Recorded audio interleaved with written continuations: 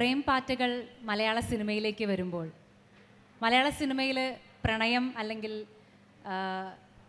Love base ചെയ്തിട്ടുള്ള സിനിമകൾ വരണമെന്ന് ആഗ്രഹിക്കുന്ന ഒരു ഓഡിയൻസ് ആണോ? ആണെങ്കിൽ ഒന്ന് കൈവെക്കുമോ? ഓഡിയൻസിൻ്റെ ഒരു സപ്പോർട്ട് വളരെ ആവശ്യമുണ്ട്. ആഗ്രഹിക്കുന്നുണ്ട് ചിലരെങ്കിലും മലയാള സിനിമയിൽ പ്രണയം കൂടുതൽ വേണമെന്ന് ആഗ്രഹിക്കുന്നുണ്ട്. ഓ, ബാക്കിന്ന് ചേച്ചി, താങ്ക് യു സോ മച്ച്. അപ്പോൾ തീർച്ചയായിട്ടും ഈ സെഷൻ കേൾക്കണം. അപ്പോൾ എനിക്ക് ആദ്യം തന്നെ ഈ പ്രേം പാറ്റ എന്നുള്ള ആ ടൈറ്റിലിനെ കുറിച്ചിട്ടാണ് ചോദിക്കാനുള്ളത്. എഴുത്തുകാരനോട് തന്നെ ആദ്യം ചോദിക്കാം. ഇത് മലയാളികൾക്ക് പ്രേം പാറ്റ എന്ന് പറഞ്ഞിട്ടുണ്ടെങ്കിൽ അത് പ്രിയപ്പെട്ട എഴുത്തുകാരൻ ശ്രീ ബഷീർ, വൈക്കം മുഹമ്മദ് ബഷീറുമായിട്ട് കണക്ട് ചെയ്തിട്ടുള്ള ഓർമ്മയാണ്. ഈ കഥ അല്ലെങ്കിൽ ഈ ഒരു സിനിമ, പ്രേം പാറ്റ എന്ന സിനിമ, എന്തെങ്കിലും കണക്ഷൻ ഈ ഒരു പുസ്തകവുമായിട്ടുണ്ടോ? നമസ്കാരം.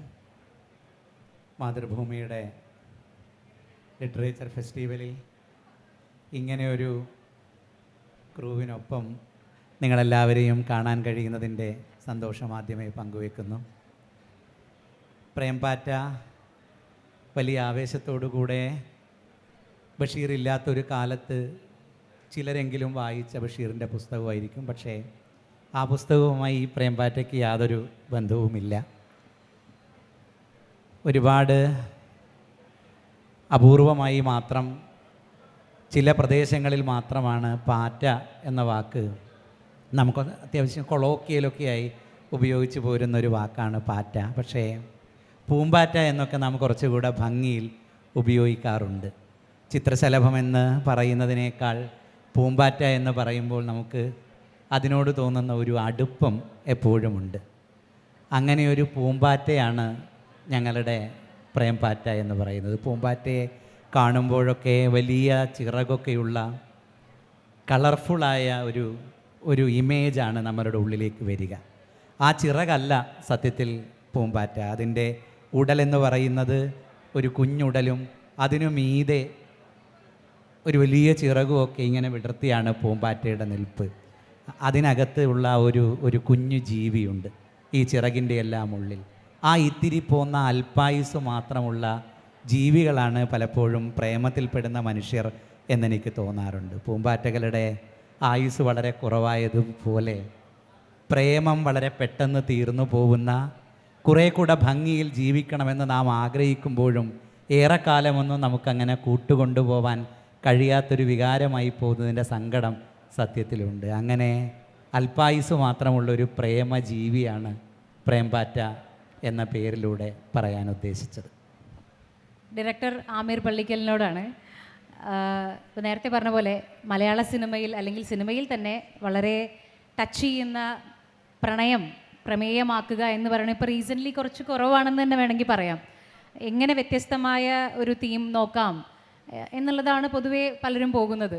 അപ്പോൾ അതുകൊണ്ടൊക്കെ തന്നെയാണ് ഇപ്പോഴും നമ്മൾ അനിയത്തിപ്രാവ്, അതല്ലെങ്കിൽ തട്ടത്തിൻ മറയത്ത് എന്നുള്ളതൊക്കെ പ്രണയ സിനിമകൾ എന്ന് പറയുമ്പോൾ നമ്മുടെ മലയാളികളുടെ മനസ്സിലേക്ക് ഇപ്പോഴും ഓടിയെത്തുന്നത്. അപ്പോൾ പ്രണയം പ്രമേയമാക്കുമ്പോൾ എന്തെങ്കിലും ഒരു ചാലഞ്ച് ഉണ്ടോ ശരിക്കും? എല്ലാവർക്കും നമസ്കാരം. ചോദ്യത്തിലേക്ക് നേരിട്ട് ഉത്തരത്തിലേക്ക് വരികയാണെങ്കിൽ നമുക്ക് ഏറ്റവും എളുപ്പം തോന്നുന്നൊരു വികാരമാണ് പ്രേമം. അത് ആരോടും ഏത് സമയത്തും എങ്ങനെയും ഏത് പ്രായത്തിലുള്ള ആൾക്കാരോടും നമുക്കത് തോന്നാം. അതൊരു വിഷ്വലൈസ് ചെയ്തിട്ട് ഒരാളെ അല്ലെങ്കിൽ ഒരു കൂട്ടം പ്രേക്ഷകരെ വിശ്വസിപ്പിക്കുക എന്ന് പറയുന്നത്, കാരണം നമ്മൾ കണ്ട് ശീലിച്ച പ്രണയ സിനിമകൾ നമുക്ക് മുന്നേ നമ്മുടെ സമകാലീനും പൂർവികരുമായിട്ടുള്ള ആൾക്കാർ എടുത്തു വെച്ചിട്ടുള്ള സിനിമകൾ എന്ന് പറയുന്നത് പ്രണയത്തിൻ്റെ ഇന്ന സിനിമകളാണെന്ന് ഞാൻ പേര് പറയാതെ തന്നെ നമുക്കെല്ലാവർക്കും അറിയാം. നമ്മൾ കണ്ടിട്ടുള്ള മലയാള സിനിമയിലാണെങ്കിലും അതല്ലെങ്കിൽ നമ്മുടെ സൗത്ത് ഇന്ത്യയിലെ മറ്റു ഭാഷകളിലായാലും ഹിന്ദിയിലായാലും ഒക്കെയും നമ്മൾ കണ്ട് ശീലിച്ചിട്ടുള്ള പ്രണയ സിനിമകൾ അത്രയും, ഇപ്പോൾ ഏറ്റവും വലിയൊരു ഉദാഹരണം എന്ന് പറയുന്നത് ഇപ്പം സയ്യാര എന്നുള്ള പടം ഹിന്ദിയിൽ വന്നു. നമ്മൾ ഒരു 90കളിൽ അല്ലെങ്കിൽ 80കളിലൊക്കെ ജനിച്ചിട്ടുള്ള ആൾക്കാർക്ക് ആ പടം കണ്ടിട്ട് ആ പടത്തിന് കുറച്ച് കാണുന്നൊന്നുമല്ല, മറിച്ച് ഞാൻ പറയുന്നത് ആ പടത്തിൽ പ്രത്യേകിച്ച് പുതുമയുള്ള എന്തെങ്കിലും പറഞ്ഞിട്ടുണ്ടോ, പ്രണയത്തിൻ്റെ സ്വഭാവത്തിന് എന്തെങ്കിലും. നമ്മളിവിടെ വന്ദനമായിട്ടും അല്ലെങ്കിൽ ലാലേട്ടൻ്റെ ഒരു അങ്ങനെയുള്ളൊരു 50-60 സിനിമകൾ വേറൊരർത്ഥത്തിൽ അതേ സ്വഭാവത്തിലുള്ളതൊക്കെ ഉണ്ടാകും. പക്ഷേ പുതിയ കാലത്തെ ആൾക്കാർക്ക് സയ്യാര പുതിയ കാഴ്ചയാണ്, അവർക്കത് ക്ലീശേ ആകുന്നില്ല. അപ്പോൾ നമ്മൾ പ്രണയത്തിൽ ക്ലീശേ എന്ന് പറയുന്ന പരിപാടികളുണ്ടോ? അപ്പോൾ നമ്മുടെ ചലഞ്ച് എന്ന് പറയുന്നത് നമ്മളിതിൽ ക്ലീശേ വെക്കണോ, പ്രണയത്തിന് സ്വാഭാവികമായും ഇഷ്ടം എന്നുള്ളത് തന്നെ ക്ലീശയാണ്.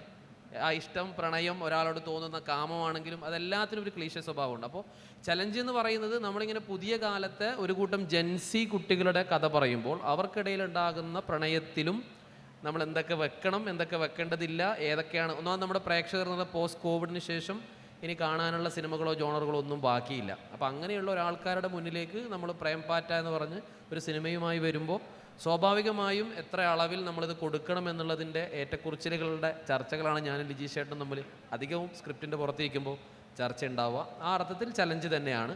പക്ഷേ നമ്മൾ പറയുന്നത് ഒരു കുറച്ചുകൂടി വ്യത്യസ്തമായിട്ട് മലയാളത്തിൽ എങ്ങനെ നമുക്കിത് പുതിയ കാലത്ത് അവതരിപ്പിക്കാം എന്നുള്ളൊരു ശ്രമമാണ്. അതെല്ലാ സിനിമയും എല്ലാ ആൾക്കാരും പറയുന്ന വാക്ക് തന്നെയാണ്. പക്ഷെ എന്നാൽ പോലും പ്രേംപാറ്റയിലേക്ക് എത്തുമ്പോൾ അതിനെത്രത്തോളം കുറച്ചുകൂടി ആത്മാർത്ഥയോടും അത് ചെയ്യാൻ പറ്റും അതിനുള്ളൊരു വഴിയിലാണുള്ളത്. അപ്പോൾ ഒരു ജെൻസി പ്രണയമാണ് പ്രമേയം. ജെൻസി ആണ് സിനിമ, പ്രണയം പക്ഷേ ജെൻസി ആണോ അല്ലയോ എന്നുള്ളത് അപ്പോൾ ജെൻസികളുടെ മാത്രം പ്രണയമല്ല അതിൽ കാണുന്നതെന്ന് പറയാൻ പറ്റുമോ? അല്ല, അത് സിനിമ കണ്ടു കഴിഞ്ഞാൽ നമുക്ക് മനസ്സിലായത് എന്ത് തരം പ്രണയമാണ് എന്നുള്ളത്. പക്ഷേ അടിമുടി പ്രണയമാണ്. അടിമുടി പ്രണയം, ഒരു വളരെ തീവ്രമായൊരു പ്രണയം പറയുന്ന ഒരു സിനിമയായിരിക്കും പ്രേംപാറ്റ. Okay okay. മലയാള സിനിമയിൽ നമുക്ക് ഒരു സിനിമ ലിസ്റ്റ് ആഗ്രഹമാണ് പറയുന്നത്. ലിസ്റ്റ് ചെയ്യപ്പെടുമ്പോൾ സ്വാഭാവികമായിട്ടും ഏറ്റവും തീവ്രമായി നമുക്ക് ഓർത്തു വെക്കാൻ പറ്റുന്ന ഒരു സിനിമയായി അടയാളപ്പെടുത്തണം പ്രേംപാറ്റ എന്നാണ് ഞങ്ങൾ ഇവിടെ ഇരിക്കുന്ന എല്ലാവരും ആഗ്രഹിക്കുന്നത്. പ്രൊഡ്യൂസർ ആയിട്ടുള്ള ആദ്യത്തെ സിനിമ കൂടിയാണ് അല്ലേ? അതെ അതെ. ഓക്കെ. പ്രൊഡ്യൂസർ അവിടെ co producer cum composer, music composer ആയിട്ട് അങ്കിത്. അങ്കിത്തിൻ്റെ പാട്ടുകൾക്കുള്ള ഒരു പ്രത്യേകതയായിട്ട് എല്ലാവരും പറയാറുള്ളത് വളരെ കോണ്ടംപററി സ്റ്റൈലാണ് പാട്ടുകൾ ട്രീറ്റ് ചെയ്യുന്ന രീതികളും ഒക്കെ. ഇപ്പോൾ നമ്മുടെ കൃഷ്ണ കൃഷ്ണ കൃഷ്ണ കൃഷ്ണ ജയ ജയ ജയ ഹേ, അങ്ങനെ കുറേ പാട്ടുകളൊക്കെ എടുത്താൽ നമുക്ക് അങ്ങനത്തെ സ്വഭാവം കാണാൻ പറ്റും. അപ്പോൾ അത് ഇതിപ്പോൾ അടിമുടി പ്രണയമുള്ളൊരു സിനിമയിലേക്ക് വരുന്ന സമയത്ത് എങ്ങനെയാണത്? ചാലഞ്ചിങ് ആണോ?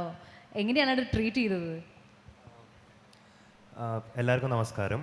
ഫസ്റ്റ് താങ്ക് യു ഇവിടെ നിന്നേന്. നമ്മൾ പുറത്ത് സംസാരിക്കുമായിരുന്നു, ഇത്ര 2 വലിയ സ്പീക്കേഴ്സ് കഴിഞ്ഞിട്ട് ചിലപ്പോൾ ആൾക്കാർ ഇനി ഉണ്ടാവുമോ കേൾക്കാൻ വേണ്ടി. പക്ഷേ താങ്ക് യു ഫോർ സ്റ്റേയിങ്.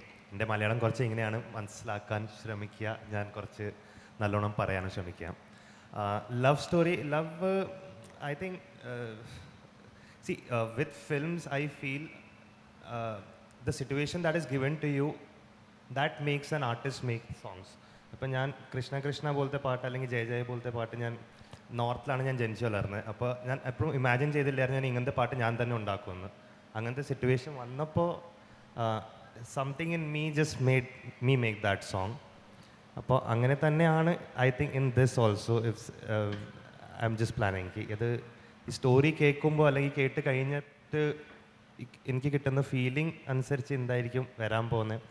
എല്ലാവരും അതിനു വേണ്ടി വെയിറ്റിംഗ് ആണ്. ചിലപ്പോൾ ഇവർ ഡെയിലി ചോദിക്കും എന്തായിടാ പാട്ട് എന്തായി, പക്ഷേ എന്തെങ്കിലും ആവും. അപ്പോൾ depends on the story, depends on the mood. പക്ഷേ അതാണ് I think it's the advantage of A music composer director also, that you get to do a lot of films, unlike a director who might not do number of films in 1 year.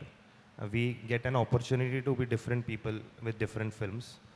Idinte kude I think I have an opportunity to make beautiful love songs, and I don't know what the story demands. So beautiful melodies, love song ഒക്കെ നമുക്ക് വേണ്ടി waiting ആയിരിക്കും Hopefully. And ഇതിൽ വളരെ പ്രധാനപ്പെട്ട ഒരു role ചെയ്യുന്ന ഒരാളാണ് നമ്മുടെ ജുനൈസ്. ജുനൈസിനെ ഞാൻ ഒരുപാട് ഇൻട്രൊഡ്യൂസ് ചെയ്യേണ്ട ആവശ്യമില്ല, നമുക്ക് കോണ്ടൻറ് ക്രിയേറ്ററായിട്ട് അറിയാം. പിന്നെ പണി മൂവി ശരിക്കും പറഞ്ഞിട്ടുണ്ടെങ്കിൽ ഒരു പണിയായിട്ടുണ്ട്. കാരണം ചിലർക്കൊക്കെ ജുനൈസ് ഭയങ്കര ഒരു ദുഷ്ടനാണ് എന്നുള്ളൊരു ചിന്തയൊക്കെ വരുന്നുണ്ടോ ജുനൈസെ? ചെറുതായിട്ട്. എല്ലാവർക്കും നമസ്കാരം. ആദ്യം തന്നെ ഇങ്ങനൊരു ഇത്രയും വലിയൊരു ലിറ്ററേച്ചർ ഫെസ്റ്റിവലിൽ നമുക്ക് സംസാരിക്കാൻ പറ്റുക, നമ്മുടെ സിനിമയായിട്ട് ബന്ധപ്പെട്ട് സംസാരിക്കാൻ പറ്റുക എന്നുള്ളത് തന്നെ വലിയ കാര്യം. അപ്പോൾ പണി എന്ന് പറഞ്ഞ സിനിമ ചെയ്തതിന് ശേഷം ശരിക്കും അതിൽ എക്സ്ട്രീമിലി എൻ്റെ ലുക്ക് എന്നൊക്കെ പറയണത് എക്സ്ട്രീമിലി വേറെ തന്നെ ഒരു ലുക്കാണ്. അപ്പോൾ ആദ്യമായിട്ട് എന്നെ കാണുന്ന ആൾക്കാർ ചോദിക്കും, ഞാൻ സാഗറിൻ്റെ കൂടെ പോകുന്ന സമയത്ത് ചോദിക്കും മറ്റവനോടെയെന്ന് ചോദിക്കും. അപ്പോൾ ഞാൻ പറയും ഞാൻ തന്നെയാണത്. അപ്പോൾ കുറേ ആൾക്കാർ ഈ സാധാരണയായിട്ടുള്ള കുറേ ആൾക്കാർ തിയേറ്ററിൽ നിന്നൊക്കെ വരുന്ന സമയത്തൊക്കെ അങ്ങനെയൊക്കെ വിചാരിക്കുന്നുണ്ടായിരുന്നു. അതൊക്കെ നമ്മുടെ ഒരു അത്രയും ഹോപ്പ്ഫുള്ളി നമ്മൾ കൃത്യമായിട്ട് ചെയ്തു എന്നുള്ളത് കൊണ്ടാണെന്ന് ഞാൻ മനസ്സിലാക്കുന്നു. പ്രേംപാറ്റയിലേക്ക് വരുന്ന സമയത്ത് ഞാൻ പണിയിൽ ചെയ്തതിൻ്റെ നേരെ എക്സ്ട്രീം ഓപ്പോസിറ്റ് ആയിട്ടുള്ള വളരെ വൈബ്രൻ്റ് ആയിട്ടുള്ള വളരെ പോസിറ്റീവായിട്ടുള്ള, എന്നാൽ ഞാൻ എൻ്റെ കോളേജ് കാലത്തിലൊക്കെ കുറേ എനിക്ക് റിലേറ്റ് ചെയ്യാൻ പറ്റുന്ന, നമുക്ക് എല്ലാവർക്കും റിലേറ്റ് ചെയ്യാൻ പറ്റുന്ന വളരെ നല്ലൊരു ക്യാരക്ടറാണ്. ഇപ്പോൾ ഡയറക്ടറോട് ചോദിക്കുകയാണെങ്കിൽ ആദ്യം ചെയ്ത സിനിമകൾ ഇപ്പോൾ ആയിഷ മൂവി, പേഴ്സണലി ഞാൻ ആ ഒരു സിനിമയുടെ ഫാനാണ്. എന്നെ കുറേ കരയിപ്പിച്ചൊരു സിനിമയാണ്. ആ അമ്മയും മഞ്ജു വാര്യർ കോമ്പിനേഷനൊക്കെ ഭയങ്കരമായിട്ട് ടച്ച് ചെയ്ത സിനിമ. പിന്നെ ഇ ഡി മൂവി. അപ്പോൾ ആയിഷ എന്ന് പറയുമ്പോൾ it's A biopic. E D എന്ന് പറയുമ്പോൾ നമ്മൾ എന്താ പറയുക, ഒരു പ്രത്യേകതരം സ്റ്റോറിയാണ് പറയുന്നത്. അതിൻ്റെ ഒരു ജോണർ ഡിഫറെൻ്റ് ആണ്. ഇത് വരുമ്പോൾ അതൊരു പ്രണയമാണെന്ന് പറയുന്നു. അപ്പോൾ ഒരു സംവിധായകൻ്റെ ഒരു പാറ്റേൺ ബ്രേക്ക് ചെയ്തിട്ടുള്ള ഒരു യാത്ര ആണോ ഇത്? അത് ഇൻറ്റൻഷനലി ചെയ്യുന്നതാണോ, അല്ലെങ്കിൽ ഇതിൻ്റെ ജോണർ നമുക്ക് എന്തായിട്ട് ഫിക്സ് ചെയ്യാം? ഇത് നേരത്തെ നമ്മൾ പറഞ്ഞ ഒരു ക്യാമ്പസ് പ്രണയ ചിത്രമാണ്. ഇൻറ്റൻഷനലി ആണോ എന്ന് ചോദിച്ചു കഴിഞ്ഞാൽ ആണ് എന്ന് വേണമെങ്കിൽ പറയാം. കാരണം എന്ന് വെച്ച് കഴിഞ്ഞാൽ നമ്മുടെ മുമ്പിലേക്ക് ഒരുപാട് കഥകളും സ്ക്രിപ്റ്റ് റൈറ്റേഴ്സും റൈറ്റേഴ്സൊക്കെ ആയിട്ടുള്ള ആൾക്കാർ വന്ന് കഥ പറയുമ്പോൾ നമ്മുടെ കയ്യിൽ തന്നെയുള്ള കഥകളൊക്കെ ചിന്തിക്കുമ്പോൾ ഒരിക്കലും തൊട്ട് മുമ്പ് ചെയ്തൊരു സിനിമയെ പോലെ ആവരുത് എന്ന് നിർബന്ധം ഉണ്ട്. അത് ഇപ്പോൾ ബയോപിക്ക് നേരത്തെ പറഞ്ഞ പോലെ ഒരാളുടെ ജീവിതകഥ നമ്മൾ പറയുമ്പോൾ നമുക്ക് അതിൽ വെള്ളം ചേർക്കുന്നതിനൊരു പരിധിയുണ്ട്. അങ്ങനെ പൂർണ്ണമായിട്ടും നിലമ്പൂർ ആയിഷ എന്ന് പറയുന്ന ഒരാളുടെ ജീവിതം എന്താണോ അവിടെ സംഭവിച്ചത് അങ്ങനെ തന്നെ കാണിക്കാനേ നമുക്ക് പറ്റുന്നുണ്ടായിരുന്നുള്ളൂ. അപ്പോൾ അതിനൊരു കൊമേഴ്ഷ്യൽ എലമെൻറ്റ്, ഒന്നാമത് നിലമ്പൂർ ആയിഷയുടെ ജീവിതം എന്ന് പറയുന്നത് അങ്ങനെ അതിൻ്റെ മറ്റൊരർത്ഥത്തിൽ ഭയങ്കര കൊമേഴ്ഷ്യലി ഉള്ള ഒരു ജീവിതമൊന്നും ആയിരുന്നില്ല. അവരുടെ ജീവിതത്തിൻ്റെ കയ്പുനീരും അതൊക്കെ അനുഭവിക്കുന്നത്. അപ്പോൾ നമ്മൾ അങ്ങനെ തന്നെ അത് കാണിക്കണം. ഇപ്പോൾ ഈ പറഞ്ഞതുപോലെ ഇ ഡി എന്ന് പറയുന്ന സിനിമ മലയാള സിനിമയിൽ അങ്ങനെ ഒരു മുഴുനീള ഡാർക്ക് ഹ്യൂമർ സിനിമ എന്ന് പറയുന്നത് മുകുന്ദനുണ്ണി അസോസിയേറ്റ്സ് ആയിരുന്നു.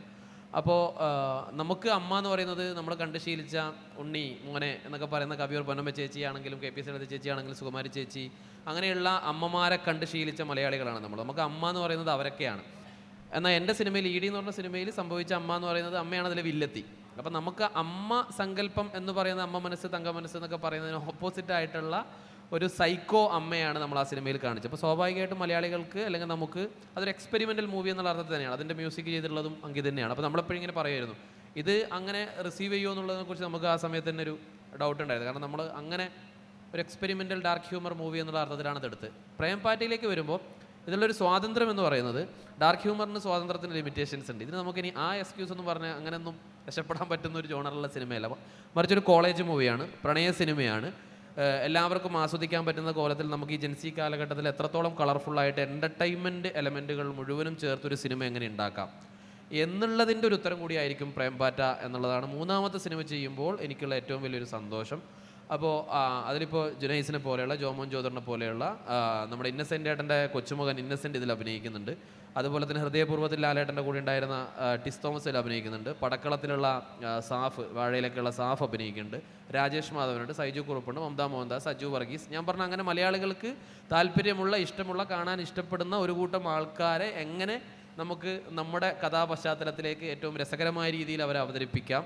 അതിൻ്റെ കൂടെ ജോമോൻ ജോതിറാണ് ഈ സിനിമയിലെ നായകൻ.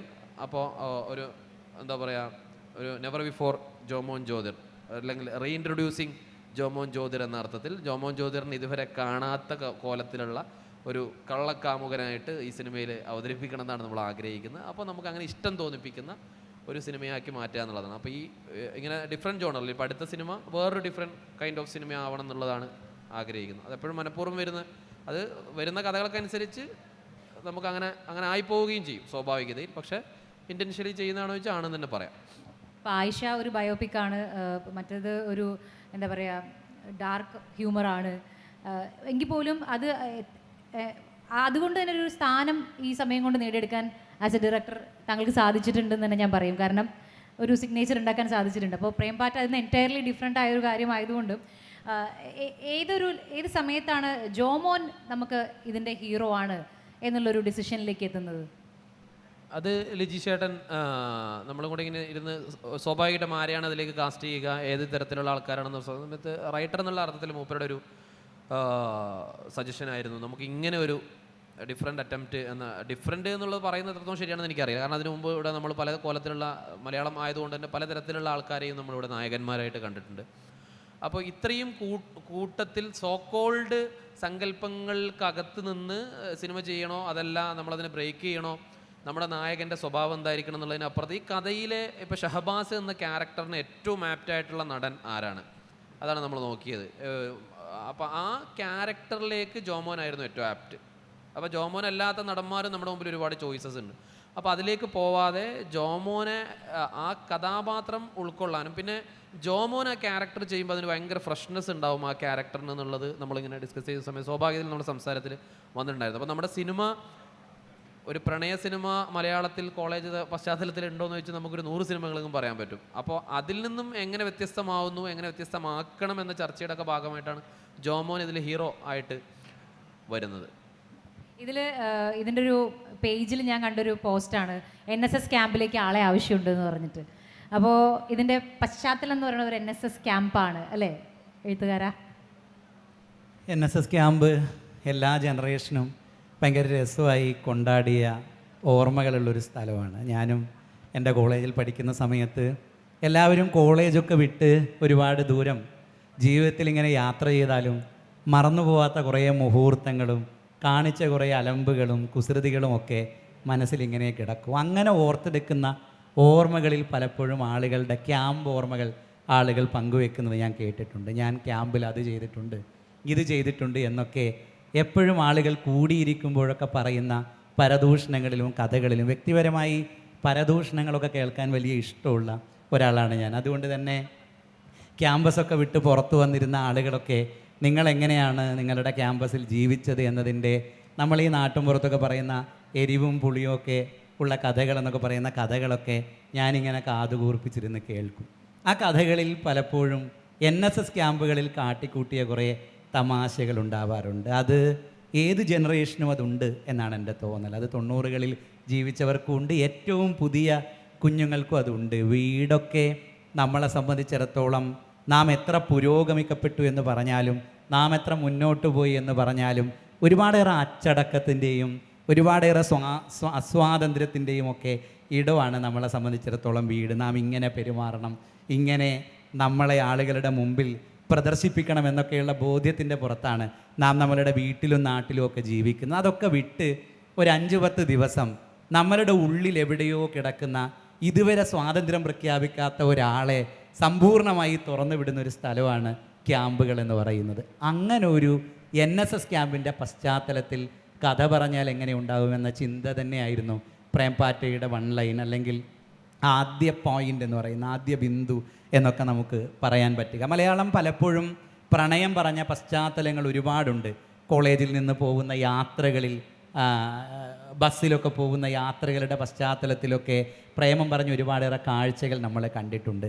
അല്ലെങ്കിൽ കലോത്സവങ്ങളുടെ പശ്ചാത്തലത്തിൽ പ്രണയം പറയുന്ന കാഴ്ചകൾ നമ്മൾ കണ്ടിട്ടുണ്ട്. ക്യാമ്പസ് പല രീതിയിൽ പ്രണയം പറഞ്ഞിട്ടുണ്ട്. പക്ഷേ ഇത്രക്ക് തലക്ക് പിടിച്ച ഒരു നൊസ്റ്റാൾജിയെ, ഇങ്ങനെ സെലിബ്രേറ്റ് ചെയ്തൊരു നൊസ്റ്റാൾജി എന്തുകൊണ്ടായിരിക്കും സിനിമ മുഴുനീളം ആഘോഷിക്കാത്തത് എന്നൊരു കൗതുകം പ്രേംപാറ്റ എഴുതുമ്പോൾ സത്യത്തിലുണ്ടായിരുന്നു. സോ ഒരു 10 ദിവസം 19 കുട്ടികൾ ഒരു നാട്ടിൻ പുറത്ത്, ഏറ്റവും പുതിയ കുട്ടികൾ, പുതിയ ക്യാമ്പസുകളിൽ ജീവിക്കുന്ന 50 കുട്ടികൾ ഒരു നാട്ടിൻ പുറത്ത് അവരുടെ സകലമാന സെലിബ്രേഷനുകളും കാഴ്ചവെച്ചാൽ അതെങ്ങനെ ഉണ്ടാവും തിയേറ്ററിൽ എന്ന പരീക്ഷണമാണ് സത്യത്തിൽ പ്രേംപാറ്റ. അതുകൊണ്ട് തന്നെ പ്രേംപാറ്റ 100% ഒരു കൊമേഴ്സ്യൽ എൻ്റർടൈനർ എന്ന രൂപത്തിൽ തന്നെയാണ് പ്രേംപാറ്റയെ അവതരിപ്പിക്കണമെന്ന് ഞങ്ങൾ ആഗ്രഹിക്കുന്നത്. പുതിയ ജനറേഷനെക്കുറിച്ച് നമുക്ക് ഒരുപാടേറെ കൺഫ്യൂഷനുകളാണ്.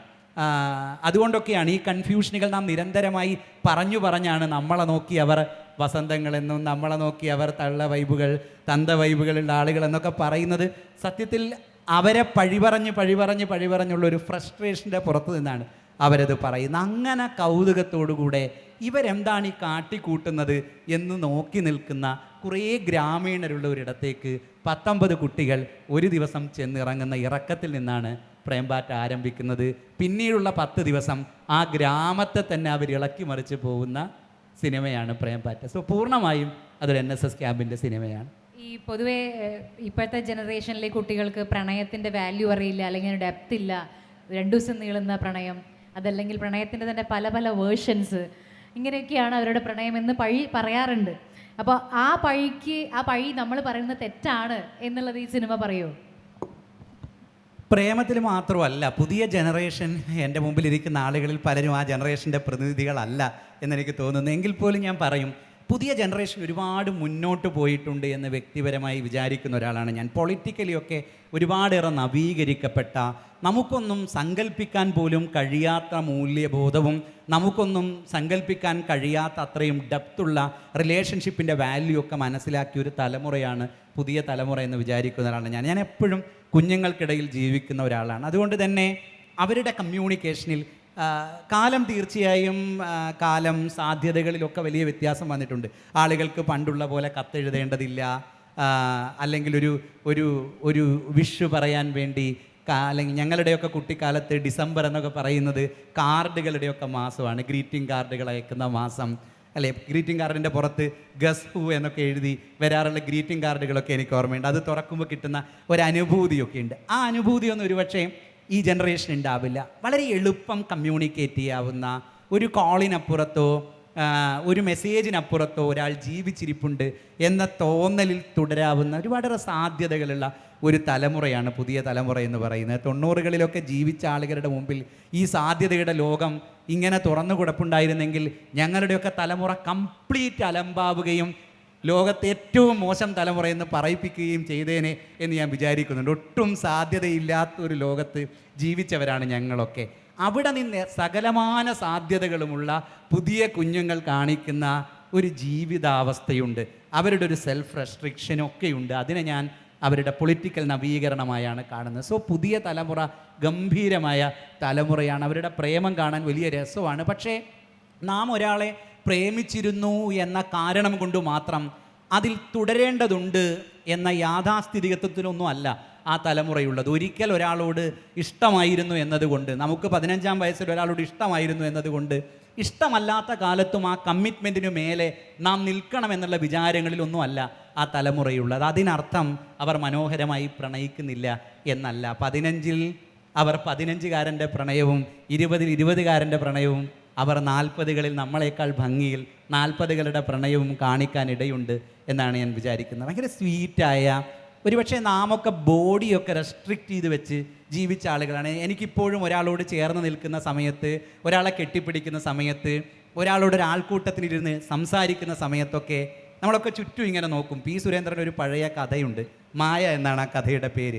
അതിലെ നായിക റോഡിലൂടെ നടക്കുമ്പോഴൊക്കെ നായകനോട് ഇടയ്ക്കിടെ പറഞ്ഞുകൊണ്ടിരിക്കും, എല്ലാവരും നമ്മളെ തന്നെ നോക്കുന്നു എന്ന് പറഞ്ഞുകൊണ്ടിരിക്കും. ഈ പറച്ചിലുണ്ട് 90കളിൽ ജീവിച്ച ആളുകൾക്ക്. ഈ പ്രയാസങ്ങളൊന്നും പുതിയ തലമുറയെ സംബന്ധിച്ചിടത്തോളം ഇല്ല.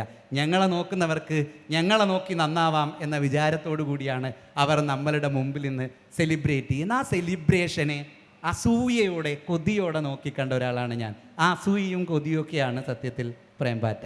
ഇത് കേൾക്കുമ്പോൾ കുറച്ചെങ്കിലും ആളുകൾക്ക് തീർച്ചയായിട്ടും എപ്പോഴെങ്കിലും മനസ്സിൽ തോന്നിയിട്ടുണ്ടായിരിക്കും, ഈ ജനറേഷനൊക്കെ എന്തൊരു ഫ്രീഡം, അവരെത്ര സുഖമായിട്ടാണ് പ്രേമിക്കുന്നതും പ്രണയത്തിൽ നിന്ന് പിന്മാറുന്നതും വീണ്ടും ഒരു പ്രണയത്തിലേക്ക് പോകുന്നതും. പ്രണയം എന്നുള്ളൊരു കാര്യം വളരെ കമ്മിറ്റ്മെൻ്റ് ആയിട്ട് ഞാൻ ഒരു വട്ടം യെസ് പറഞ്ഞാൽ പിന്നെ ഒരിക്കലും നോ പറയാതെ ഇരിക്കണം എന്നുള്ള ചിന്തയിലൂടെ കടന്നുപോയ ഒരു തലമുറയിൽ നിന്ന് മാറി നമുക്ക് വേണ്ട എന്ന് തോന്നുകയാണെങ്കിൽ അതിൽ നിന്ന് പിന്മാറുന്നത് രണ്ടുപേർക്കും നല്ലതാണ് എന്ന് ചിന്തിക്കുന്ന ജനറേഷനാണ് ഇപ്പോൾ ഉള്ളത്. മാത്രമല്ല പുതിയ ജനറേഷൻ്റെ, ഞാൻ ഒറ്റ കാര്യം കൂടെ പറഞ്ഞ് അവസാനിപ്പിക്കാം. പുതിയ ജനറേഷൻ്റെ സംഗീതം, പുതിയ ജനറേഷൻ്റെ ആട്ടം, എല്ലാത്തിലും ഒരു രസമുണ്ട്. ഞാൻ ഇന്നലെ മ്യൂസിക്കിനെ കുറിച്ച് ഇതുപോലെ ഒരു സെഷനിൽ ഇരിക്കുന്ന സമയത്ത് അതിനകത്ത് എൻ്റെ 2 സൈഡിലിരുന്ന ആളുകൾ ജനറേഷൻ്റെ പ്രശ്നം പറഞ്ഞ് വലിയ തർക്കമായിരുന്നു. അപ്പോൾ ഞാനിങ്ങനെ അങ്കിതിനെ കുറിച്ച് ആലോചിച്ചു. ഏബനാനെ ഒരു പൂതരാമോ എന്ന് അങ്കിത് പാടിയ സമയത്ത് അത് വലിയ വിവാദം ഇവിടെ ഉണ്ടാക്കിയിട്ടുണ്ട്. ഞാൻ ഈ പാട്ടുകളൊക്കെ ഭയങ്കര രസമായി കണ്ട ഒരാളാണ്. അങ്കിത് ഇവിടെ ഇരിക്കുന്നതോടുകൂടെ പറയാണ്, അങ്കിതിനോട് ഞാൻ ഇതുവരെ അങ്കിതിനോടത് നേരെ നോക്കി പറഞ്ഞിട്ടില്ല. അങ്കിതിനോട് എനിക്കുള്ളൊരു വലിയ ബഹുമാനം. ജയ ഹേ ഞാൻ കാണുന്ന സമയത്ത് ജയ നായകനെ ചവിട്ടുന്ന ഒരു രംഗമുണ്ട് ആ സിനിമയിൽ. അപ്പോഴാണ് പഞ്ച് ട്രിപ്പിൾ പഞ്ച് എന്ന് പറയുന്ന അങ്കിതിൻ്റെ പാട്ട് വരുന്നത്. അതിന് ബാക്ക്ഗ്രൗണ്ട് മ്യൂസിക്കായി ഷൈജു ദാമോദരൻ്റെ കമൻ്ററി അങ്കിത് യൂസ് ചെയ്യുന്നുണ്ട്. ഇത് ഘടികാരങ്ങൾ നിലയ്ക്കുന്ന നേരം, ഈ നേരം കുറിച്ച് വെക്കുക എന്ന്. അതൊരു പൊളിറ്റിക്കൽ കമൻ്ററിയാണ്. ഒരു സ്ത്രീ കാലുയർത്തുന്ന സമയത്ത് ഇത് ഘടികാരങ്ങൾ നിലയ്ക്കുന്ന നേരമാണെന്നും ഈ നേരം കുറിച്ച് വെക്കേണ്ടതുണ്ട് എന്നും പറയാൻ ഒരു പുതിയ മ്യൂസിക് ഡയറക്ടർക്കേ കഴിയൂ. അത് പുതിയ തലമുറയോടുള്ള കമ്മ്യൂണിക്കേഷനാണ് എന്ന് ഞാൻ വിചാരിക്കുന്നുണ്ട്. ആ വളർച്ച മലയാള സിനിമ വളർന്നിട്ടുണ്ട്. ആ വളർച്ച മലയാള സിനിമ വളർന്നിട്ടുണ്ട് എങ്കിൽ അതിനോട് കടപ്പെട്ടിരിക്കുന്നത് ആ സിനിമയെ ഇങ്ങനെ വളർത്താൻ പര്യാപ്തമാവും വിധം വെല്ലുവിളിയായി നിന്ന പുതിയ തലമുറ തന്നെയാണ്. ഇപ്പോൾ NSS ക്യാമ്പിനെ കുറിച്ച് പറഞ്ഞു. ഇപ്പോൾ അങ്കിത്ത് വളർന്നത് ഇവിടെയാണോ, കേരളത്തിലാണോ? അല്ല. അപ്പോൾ അങ്കിത്തിന് NSS ക്യാമ്പ് എന്നുള്ളൊരു സാധനം ഒരു പക്ഷേ കേട്ടിട്ടുണ്ടായിരിക്കുള്ളൂ. അതിൻ്റെ ഒരു ഡെപ്ത് അത്ര അറിയുന്നുണ്ടാവില്ല. അതെങ്ങനെയാണ് ഡയറക്ടർ ആൻഡ് സ്ക്രിപ്റ്റ് റൈറ്റർ മ്യൂസിക്കിലേക്ക് കൊണ്ടുവരുന്ന സമയത്ത് കമ്മ്യൂണിക്കേറ്റ് ചെയ്തത്? അല്ല, ഞങ്ങൾക്ക് അവിടെ NSS ക്യാമ്പ്സ് ഉണ്ട്. പക്ഷേ ഞാൻ പാട്ടായിരുന്നു സ്കൗട്ട് ആൻഡ് ഗൈഡ് എന്ന് പറഞ്ഞ് നമ്മുടെ സ്കൂൾ സമയത്ത്. അതും ഇറ്റ്സ് ഓൾമോസ്റ്റ് സിമിലർ. നമ്മളവിടെ പോയിട്ട് സ്കൂളിൽ നിന്ന് കുറച്ച് സെലക്റ്റഡ് സ്റ്റുഡൻസ് ഒരു സ്ഥലത്ത് പോയി, അത് ചിലപ്പോൾ വേറെ സ്റ്റേറ്റ് ആവാം. ഞാൻ ജബൽപൂരാണ് പോയത്. അപ്പോൾ അവിടെ താമസിച്ച് അവരുടെ കുറേ പരിപാടികളുണ്ടാവും രാവിലെ തൊട്ട് വൈകുന്നേരം വരെ. It's a set schedule. അപ്പോൾ I have had the essence of ഇങ്ങനത്തെ ഒരു സംഭവം. NSS ക്യാമ്പ് പെർട്ടിക്കുലർലി അല്ല, പക്ഷേ ഊഹിക്കാവുന്നേ ഉള്ളൂ. ബാക്കി ഡൗട്ട്സ് ഞാൻ അവിടെ ചോദിക്കാറുണ്ട് ഫുള്ളായിട്ട്. ഓക്കെ, ഇവിടെ എന്താ സംഭവിക്കുന്നത്, എങ്ങനെ ആവുന്നത്, ഇവിടെ ബാക്ക്ഗ്രൗണ്ട് മ്യൂസിക്കിൽ നേരത്തെ കമന്ററി ഇട്ട പോലെ ഇതിലും പരീക്ഷിക്കാവുന്ന പല സംഭവങ്ങളും ഉണ്ട്. ഇപ്പോൾ ഓൾറെഡി പ്ലാൻ ചെയ്ത് കഴിഞ്ഞോ? ഇല്ല ഇല്ല ഇല്ല. പക്ഷേ ഈവൻ കമൻട്രിയും അങ്ങനെ പ്ലാൻ ചെയ്തില്ലായിരുന്നു. അത് പോസ്റ്റ് പ്രൊഡക്ഷനിൽ നമ്മൾ ബാക്ക്ഗ്രൗണ്ട് സ്കോർ ചെയ്യുന്ന സമയത്താണ് അത് ഡിസൈഡ് ചെയ്തത്. അപ്പോൾ ഇതിലും അങ്ങനെ ഇത് ഇനീഷ്യൽ നമുക്ക് ചില കാര്യങ്ങൾ ആർട്ടിൽ നമുക്ക് പ്ലാൻ ചെയ്യാൻ പറ്റില്ല എന്ന് എനിക്ക് തോന്നുന്നു. Something that comes in instant is something that goes around in the world. അപ്പോൾ സംതിങ് വിച്ച് യു ഭയങ്കരമായിട്ട് പ്ലാൻ ചെയ്ത സംഭവം ചിലപ്പോൾ നമുക്ക് പാളാറുണ്ട്. അപ്പോൾ ഇതിൽ പ്ലാൻ ചെയ്യുന്ന സംഭവങ്ങളെല്ലാം പ്ലാൻ ചെയ്യുന്നുണ്ട്. But sometimes it just clicks you oh this something that can be done. അപ്പോൾ അങ്ങനെ വന്ന പക്ഷേ I want to do something entirely new for this film, yet staying to the essence of what the story wants to say.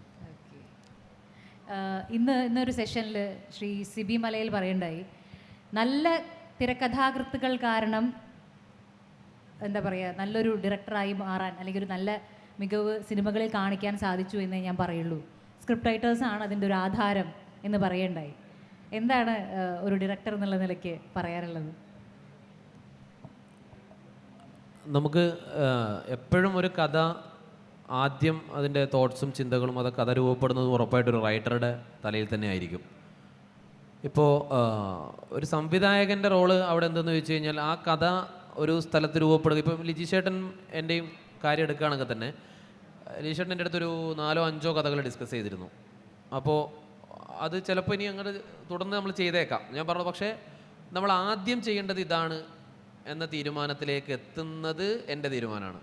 അപ്പോൾ ലീഷേട്ടൻ ഇവിടെ ഇരിക്കുമ്പോൾ തന്നെയാണ് ഞാനത് പറയുന്നത്. അപ്പോൾ ആ സിനിമ ചൂസ് ചെയ്തിട്ട് ലീഷേട്ടൻ നമുക്ക് ഇത് ചെയ്യാം ആദ്യം, ഇതിനാണ് എന്ന് പറയും. അപ്പോൾ ലീഷേട്ടൻ എൻ്റെ അടുത്ത് അങ്ങനെ അല്ലെങ്കിൽ നമുക്കൊരു അങ്ങനെ ഏറ്റവും അവസാനം എൻ്റെ അടുത്ത് പ്രേം പാറ്റ പറയുന്നത്.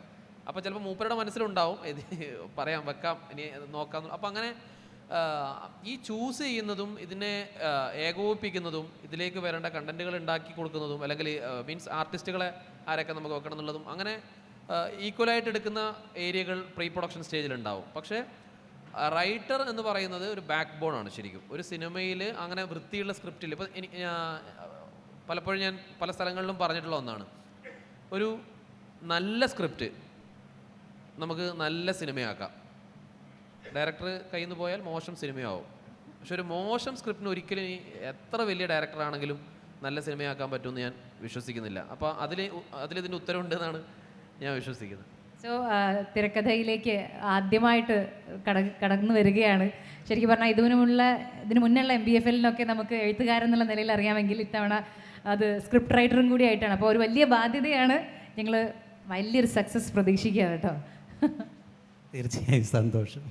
ഇപ്പോൾ ജുനൈസിൻ്റെ കാര്യത്തിൽ ജുനൈസ് പണി കഴിഞ്ഞ് അടുത്ത സിനിമകൾ പലതും ചെയ്തു. ആക്ച്വലി ഒരു സിനിമ എന്ന് പറയുന്നത് അല്ലെങ്കിൽ ഒരു സിനിമാ നടനാവുക എന്നുള്ളത് ഡ്രീം ചെയ്തിട്ടുള്ള ഒരാൾ തന്നെയാണോ, അതോ സ്വന്തം കോണ്ടന്റും കാര്യങ്ങളൊക്കെ ആയിട്ട് തന്നെ മുന്നോട്ട് പോകാം എന്നുള്ളതായിരുന്നോ? സത്യം പറഞ്ഞാൽ സിനിമയിൽ അഭിനയിക്കണം എന്ന് ഭയങ്കരമായിട്ട് ആഗ്രഹമുള്ള ഒരാളായിരുന്നു ഞാൻ. പക്ഷേ ഞാൻ കുറച്ച് ഇൻട്രോവേർട്ട് ആയിട്ടുള്ള ഒരു ക്യാരക്ടർ. അപ്പം ഞാൻ എന്നെ തന്നെ കാണുന്ന സമയത്ത് ഞാൻ വിചാരിക്കും എനിക്കവിടെ എത്താൻ പറ്റുമോ, എന്നെക്കൊണ്ടത് ചെയ്യാൻ പറ്റുമോ. ആഗ്രഹം ചെറുപ്പം തൊട്ടേ ഉണ്ടായിരുന്നു, അഭിനയിക്കണം എന്നുള്ള ആഗ്രഹം ഉണ്ടായിരുന്നു. പക്ഷേ അതിനു വേണ്ടി കാര്യമായിട്ടുള്ള കാര്യങ്ങളൊന്നും ഞാൻ ചെയ്തിട്ടില്ല. അപ്പം നമ്മൾ എവിടെയോ പറഞ്ഞ പോലെ നമ്മൾ ഭയങ്കരമായിട്ട് ആഗ്രഹിച്ച ആ ആഗ്രഹം വലുതാണ് നമ്മളെ എവിടെയും കൊണ്ട് എത്തിക്കുമെന്ന് പറയില്ല. അതുകൊണ്ട് ഞാൻ പറയും ഭയങ്കര ഭാഗ്യം കൊണ്ടൊരു സിനിമയിൽ എത്തിപ്പെട്ട ഒരാളാണ് ഞാൻ. അപ്പോൾ ചിലപ്പോൾ അത്രത്തോളം ആഗ്രഹിച്ചതുകൊണ്ടായിരിക്കാം. ഈ സിനിമയിൽ നമ്മൾ പലപ്പോഴും ഇതുപോലെ കോണ്ടന്റ് ക്രിയേറ്റേഴ്സ്, എത്രയോ മില്യൺ വ്യൂസൊക്കെ ഉള്ള കോണ്ടന്റ് ക്രിയേറ്റേഴ്സിനെ ചൂസ് ചെയ്യുന്നതിൻ്റെ ഒരു റീസൺ എന്ന് പറയുന്നത് നമ്മളുടെ വ്യൂസ്. ഓഫ് കോഴ്സ് തീർച്ചയായിട്ടും ആളുകളുടെ പ്രിയം നേടിയ ആൾക്കാരാണല്ലോ. അത് അങ്ങനെ പ്രൊഡക്ഷൻ ടീം അങ്ങനെ ചിന്തിക്കാറുണ്ടെന്ന് പറഞ്ഞു കേട്ടിട്ടുണ്ട്. എത്രത്തോളം ശരിയാണെന്ന് എനിക്കറിയില്ല. അപ്പോൾ ഇവരെന്നിലെ നടനെയാണോ അതോ എന്നിലെ കോണ്ടന്റ് ക്രിയേറ്ററെ ആണോ എടുക്കുന്നത്, ആരെയാണ് ഇവർക്ക് വേണ്ടതെന്നുള്ളത് ആദ്യമെങ്കിലും ചിന്തിച്ചിട്ടുണ്ടോ? സ്വാഭാവികമായിട്ടും സിനിമ ഓരോ കാലഘട്ടത്തിലും മാറിക്കൊണ്ടേയിരിക്കും. കാരണം എന്താണെന്ന് വെച്ചാൽ ഇന്ന് സിനിമ ആളുകളെ സംബന്ധിച്ച് അവർക്ക് ഒരുപാട് പ്ലാറ്റ്ഫോമുകളുണ്ട്, ഇഷ്ടംപോലെ പ്ലാറ്റ്ഫോമുകളുണ്ട്. പുതിയ പുതിയ കോണ്ടന്റുകൾ കാണാൻ, പുതിയ പുതിയ സിനിമകൾ കാണാൻ, ഡോക്യുമെൻ്ററികൾ കാണാൻ. ഉറപ്പായിട്ടും ഒരു സിനിമ വരുന്ന സമയത്ത് ആൾക്കാരിലേക്ക് അത് കൃത്യമായിട്ട് എത്തിക്കുക എന്നുള്ളതും ഒരു പ്രൊഡക്ഷനെ സംബന്ധിച്ചും ഒരു ഡയറക്ടറിനെ സംബന്ധിച്ചും ഇന്ന് കുറച്ച് ഈസിയാണ്, അതേ സമയത്ത് തന്നെ കുറച്ച് ബുദ്ധിമുട്ടുള്ള കാര്യമാണ്. എനിക്ക് തോന്നുന്നു ആ ഒരു ക്രിയേറ്ററിന് ഈ ഒരു ക്യാരക്ടർ ചെയ്യാൻ പറ്റും എന്നുള്ളൊരു കോൺഫിഡൻറ്റ് ആ ഡയറക്ടർക്ക് ഉണ്ടെങ്കിൽ കുറച്ചും കൂടി ഈസിയാണ് സിനിമ അവരുടെ ഒരു അത് എത്രത്തോളം കൺവേർട്ട് ആവുന്നുള്ളതല്ല, ഇങ്ങനെ ഒരു സിനിമ വരാൻ പോകുന്നുണ്ടെന്ന് ആളുകളിലേക്ക് എത്തിക്കാൻ അത് ഈ ഒരു കാലഘട്ടത്തിൽ നല്ലൊരു കാര്യമായിട്ടാണ് എനിക്ക് തോന്നിയിട്ടുള്ളത്. ഒരു സിനിമ ഡ്രീം ചെയ്യുന്ന ഒരാൾ ആയതുകൊണ്ട് തന്നെ ഞാൻ ചോദിക്കട്ടെ, അപ്പോൾ ഒരു കോണ്ടന്റ് ക്രിയേറ്റർ എന്നുള്ള നിലയ്ക്ക് പിന്നെ അവിടുന്ന് സിനിമയിലേക്ക് മാറുന്ന സമയത്ത് അതിൽ കൂടുതൽ കോൺസെൻട്രേറ്റ് ചെയ്യാനുള്ളൊരു ഉത്തരവാദിത്തം കൂടി ഉണ്ടോ? ഞാനിപ്പം കോണ്ടന്റ് ക്രിയേഷൻ നിർത്തിയിട്ട് ഇപ്പോൾ ഓൾമോസ്റ്റ് ഒരു 2 years ആയി ഞാൻ. കാരണം എന്താണെന്ന് വെച്ചാൽ ചില സമയത്ത് നമ്മൾ ഈ കോണ്ടന്റ് ഇങ്ങനെ ചെയ്തുകൊണ്ടിരിക്കുന്ന സമയത്ത് കുറേ ഡയറക്ടേഴ്സ് പറയും നമ്മളൊരു സ്ഥലത്ത് ഭയങ്കരമായിട്ട് എക്സ്പോസ്ഡ് ആയി കഴിഞ്ഞാൽ ഇപ്പുറത്ത് നമുക്ക് ഒരു ഫ്രഷ് ആയിട്ടുള്ളൊരു സാധനം കിട്ടില്ല എന്നുള്ളത്. നമ്മളെ സംബന്ധിച്ച് നമ്മൾ ബാക്കിയുള്ള എല്ലാ ജോലികളും കാര്യങ്ങളും എല്ലാം നിർത്തി ഒരു കോണ്ടന്റ് ക്രിയേഷനിലേക്ക് വരുന്നു, അവിടെ നമ്മുടെ ഇൻകം ശാശ്വതമായിട്ട് വരുന്നു. ആ സമയത്ത് പെട്ടെന്ന് സിനിമ വരുന്നു, സിനിമയിൽ നമ്മൾ പ്രതീക്ഷിക്കാണ്ട് നമുക്ക് വലിയൊരു സക്സസ് ഉണ്ടാകുന്നു, വലിയ അപ്രീസിയേഷൻ കിട്ടുന്നു. ബാക്ക് ടു ബാക്ക് നമുക്ക് സിനിമ ഇല്ലെങ്കിൽ ഒരുപക്ഷെ തിരിച്ച് ഇതിലോട്ട് നമുക്ക് പോകാനുള്ള മാനസികമായിട്ടുള്ള ബുദ്ധിമുട്ടും ഉണ്ടാവും. ഇനി ഇൻ കേസ് പോയി കഴിഞ്ഞാൽ അത് വീണ്ടും എങ്ങനെയാണ് എഫക്റ്റ് ചെയ്യാന്നുള്ളത് ശരിക്കും കൺസിഡർ ചെയ്യേണ്ട ഒരു കാര്യം തന്നെയാണ്. അപ്പോൾ ഞാൻ മനസ്സിലാക്കുന്നത് നമുക്ക് എല്ലാവർക്കും, ഞാൻ എപ്പോഴും പറഞ്ഞിട്ടുണ്ട്, നമുക്ക് എല്ലാവർക്കും ഒരു എവിടെയെങ്കിലുമൊക്കെ ഒരു വള്ളി ദൈവം ഇട്ട് തരും, അതിൽ പിടിച്ച് കയറാൻ പറ്റുന്നൊരു സാധനം നമ്മുടെ കയ്യിലുണ്ടെങ്കിൽ നമുക്കത് സർവൈവ് ചെയ്ത് മുന്നോട്ട് പോകാൻ പറ്റും എന്നുള്ളത് തന്നെയാണ്. All the best. Thank you. അതുപോലെ വാഴ സിനിമയിൽ യു ആർ എന്താ പറയുക, മ്യൂസിക് സൂപ്പർവൈസർ എന്ന് വേണമെങ്കിൽ പറയാം. ഒരുപാട് ഇൻഡിപെൻഡൻറ്റ് മ്യൂസിക് ഡയറക്ടേഴ്സ്, സിംഗേഴ്സിനൊക്കെയാണ് യൂസ് ചെയ്തത്. പൊതുവേ മ്യൂസിക് ഡയറക്ടേഴ്സ് ഒന്നും അങ്ങനെ ഒരു കാര്യം അങ്ങനെ ചെയ്ത് കണ്ടിട്ടില്ല. അതായത് ഇപ്പോൾ ഒരു പടത്തിലൊരു 3 പാട്ടേ ഉള്ളൂ, ബാക്കി 2 വേറെ ആളെ കൊണ്ട് ചെയ്യണമെന്ന് പറഞ്ഞാൽ പോലും മ്യൂസിക് കമ്പോസേഴ്സ് പറ്റില്ല, ഞാൻ ചെയ്യുന്നില്ല എന്ന് പറയുന്ന മ്യൂസിക് കമ്പോസേഴ്സ് ഉണ്ട്. സോ അവിടെയാണ് അങ്കിത്ത് പലപ്പോഴും വ്യത്യസ്തനാവണമെന്ന് എനിക്ക് തോന്നി. അത് ഇൻറ്റൻഷനലി വരുന്ന ആൾക്കാരെ കൂടി നമ്മൾ സപ്പോർട്ട് ചെയ്യണം എന്നുള്ളതുകൊണ്ടാണോ? അതെ, ബിക്കോസ് ഇപ്പോൾ എൻ്റെ ടീമിലായാലും താങ്ക് യു ഫോർ നോട്ടീസിങ് ദോ. എൻ്റെ ടീമിലായാലും ഞാൻ ഫസ്റ്റ് ആൾക്കാർ ഇപ്പോൾ പുതിയതായിട്ട് വരുന്ന സമയത്ത് I have a bunch of friends that I know from very long. അപ്പോൾ എല്ലാ എൻ്റെ ടീമിലെ ആൾക്കാർ ചിലപ്പോൾ 15 വർഷം 10 വർഷം അത്ര, ഇപ്പോൾ ലോങ്കർ ടീമാണ്, ഫ്രണ്ട്സാണ്. ഇറ്റ്സ് മോർ കലീഗ്സ് അല്ല, ഫ്രണ്ട്സാണ്. അപ്പോൾ ഞാൻ അവരോടും ചോദിക്കുന്ന എന്താ ആഗ്രഹം, എൻ്റെ കൂടെ വർക്ക് ചെയ്യാൻ മാത്രമാണോ ആഗ്രഹം? അങ്ങനെ ആണെങ്കിൽ tata bye bye. Because you have to think something bigger is about to come, അല്ലെങ്കിൽ എന്തെങ്കിലും ഒരു ambition to do something more, not just ഇത് മാത്രം, അല്ലെങ്കിൽ മ്യൂസിക് പ്രൊഡ്യൂസർ. ചിലവർക്ക് ആഗ്രഹം ഉണ്ടാവും, അങ്ങനെയല്ല. പക്ഷേ എന്തെങ്കിലും എൻ്റെ കൂടെ മാത്രം വർക്ക് ചെയ്യാൻ ആഗ്രഹം ഉണ്ടെങ്കിൽ പിന്നെ അത് ചെയ്യേണ്ടതെന്നായിരുന്നു ഇനീഷ്യൽ തൊട്ട് ഒരു തോട്ട് പ്രോസസ്സ്. പിന്നെ ഇതിൽ വാഴയിൽ ആ ഫോർമാറ്റ് തന്നെ അങ്ങനെയായിരുന്നു. ഇപ്പോൾ വാഴ 2-ലായാലും ഇതിൽ വാഴ 1-ൽ ഉള്ള അസോസിയേറ്റ്സ് അല്ലെങ്കിൽ assistance are playing bigger role in Vaazha 2. ഇപ്പോൾ വാഴ 1-ൽ എൻ്റെ ടീംമേറ്റ്സ് എല്ലാവരും കമ്പോസറായിട്ട് എസ്റ്റാബ്ലിഷ് ആയിരുന്നു. അപ്പോൾ നമ്മളിപ്പോൾ ഈ ഇടയ്ക്കൊരു വേറെ പടം ചെയ്തായിരുന്നു, പെണ്ണ് കേസ് എന്ന് പറഞ്ഞിട്ടൊരു പടം. അതിലും സെയിം ഫോർമാറ്റ് ആയിരുന്നു, കുറേ പേരെ ചാൻസ് കൊടുത്തിട്ട്. Because there are lot of talents around. അപ്പം നമുക്ക് പറ്റാവുന്ന രീതിയിൽ നമുക്ക് എങ്ങനെ പുഷ് ചെയ്യാം. ബിക്കോസ് നമ്മൾ ഒരു സമയത്ത് we were searching for opportunities to come at a point. Now when we have a little platform, why not use it for good. Great job. കാരണം എന്താ അറിയോ, നമ്മൾ പറയും സ്ട്രഗ്ലിംഗ് ആക്ടേഴ്സ് എന്നൊക്കെ പറഞ്ഞു കേൾക്കാറുണ്ട്, അല്ലെങ്കിൽ സ്ട്രഗ്ലിംഗ് ഡയറക്ടേഴ്സ് എന്ന് പറയാറുണ്ട്. പക്ഷേ struggling music directors and singers എന്ന് പറയുമ്പോൾ അത്ര അങ്ങോട്ട് പരാമർശിക്കപ്പെടാറില്ല. അപ്പോൾ അവരെ കൺസിഡർ ചെയ്യാനും ഒരു മ്യൂസിക് ഡയറക്ടർ ഉണ്ട് എന്നുള്ളത് വലിയ ആശ്വാസമാണ്, സന്തോഷമാണ്. Great job. Thank you. ഇനി നമുക്കൊരു പാട്ട് പാടിക്കാം അല്ലേ? നമ്മുടെ നല്ലൊരു സിംഗറിൻ്റെ അടുത്ത് ഒരു പാട്ട് പാടാൻ പറഞ്ഞില്ലെങ്കിൽ ഇങ്ങനെ ഏത് പാട്ടാ പാടാൻ പറയാ? അൽവ കണ്ണാലെ അല്ലേ?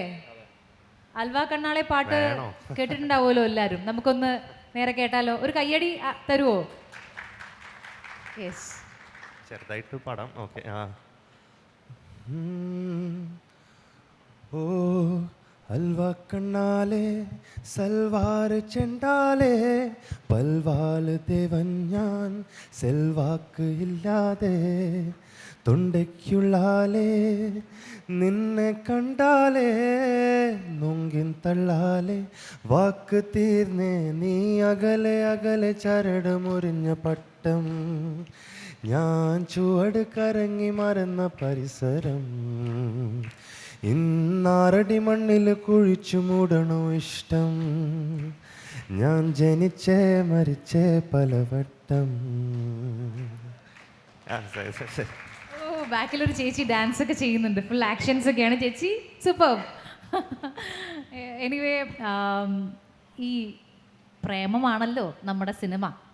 അതിൽ പ്രേമിക്കുന്നത് ചിലപ്പോൾ ജുനൈസൊക്കെ ആയിരിക്കാം, അല്ലെങ്കിൽ ജോമോനൊക്കെ ആയിരിക്കാം, അതിൻ്റെയൊക്കെ ഒരു ഊഹം കിട്ടി. പിന്നെ മമത മോഹൻദാസ് ആൻഡ് സൈജു കുറുപ്പ് വീണ്ടും അവർ വർഷങ്ങൾക്ക് ശേഷം ഒന്നിക്കുന്ന സിനിമയാണ്. അപ്പോൾ അവിടെയും ഓക്കെ ഞാനൊന്ന് മാച്ച് ചെയ്യുന്നുണ്ട്. എവിടേക്കോ ഒരു കുറച്ച് ഒരു നായികയിൽ ഒരു മിസ്സിങ് ഇല്ലേ? അത് ഇതുവരെ പറഞ്ഞു കേട്ടില്ലല്ലോ. നായിക ഇല്ലേ? നായിക ഉണ്ട്. നമ്മളത് ഒരു സർപ്രൈസായിട്ട് എൻ്റർ ചെയ്യിക്കാന്നാണ് വിചാരിക്കുന്നത്. നമ്മുടെ നായിക സത്യത്തിലൊരു വെസ്റ്റ് ബംഗാൾ കൊൽക്കത്തയിൽ നിന്നുള്ള ഒരു ആർട്ടിസ്റ്റാണ്. അവരുടെ ഡെബ്യൂട്ട് മൂവിയാണ്. മലയാളത്തിൽ പുതിയൊരു നായികയെ കൂടി പ്രേംപാറ്റയിലൂടെ സംഭവിക്കുന്നു എന്നുള്ളൊരു സന്തോഷമുണ്ട്. കൂടുതൽ അതിലേക്ക് പറയാൻ പറ്റാത്ത കഥാപരിസരം ഉള്ളതുകൊണ്ടാണ്. എന്തായാലും പുതിയൊരു നായികയായിരിക്കും. അതെന്തായാലും മലയാളിയല്ല, ബംഗാളിൽ നിന്നുള്ളൊരു കുട്ടിയാണ്. അവിടെ ഒരു ബംഗാളിയുടെ കുറവ് വേണ്ട, അവിടെ ഉണ്ടായി. അതെ, സിനിമയിൽ നമുക്കൊരു ബംഗാളിയുടെ കുറവ് വേണ്ട അല്ലേ? എല്ലായിടത്തും ബംഗാളീസ് ആണല്ലോ.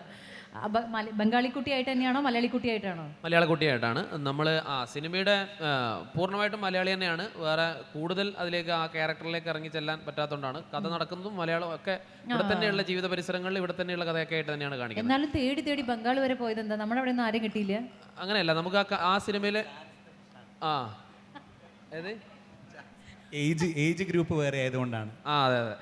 എന്നോട് ശരി ശരി സാറിലെ അടുത്ത സിനിമയിൽ കൺസിഡർ ചെയ്താൽ മതി, കുഴപ്പമില്ല, ഞാൻ ക്ഷമിച്ചിരിക്കുന്നു. പൊതുവേ ഇപ്പം നമ്മുടെ മലയാള സിനിമയിൽ നോക്കുകയാണെങ്കിൽ നമ്മൾ പൊതുവേ പണ്ട് പറയും, അതായത് ഒരു കൊമേഴ്ഷ്യൽ മൂവി, ആർട്ട് മൂവി എന്ന് നമ്മൾ സെപ്പറേറ്റ് ചെയ്ത് പറയാറുണ്ട്. പക്ഷേ ഇപ്പോൾ നോക്കുമ്പോൾ കൊമേഴ്ഷ്യൽ മൂവികൾ പോലും ഒരു ആർട്ടിന് ഇമ്പോർട്ടൻസ് കൊടുത്ത് അത്തരം സിനിമകൾ ഇറക്കാറുണ്ട്. ഫോർ എക്സാമ്പിൾ നമുക്ക് എക്കോയെ പറയാം. അങ്ങനെ കുറേ സിനിമകൾ ഇപ്പോൾ ഇറങ്ങുന്നുണ്ട്.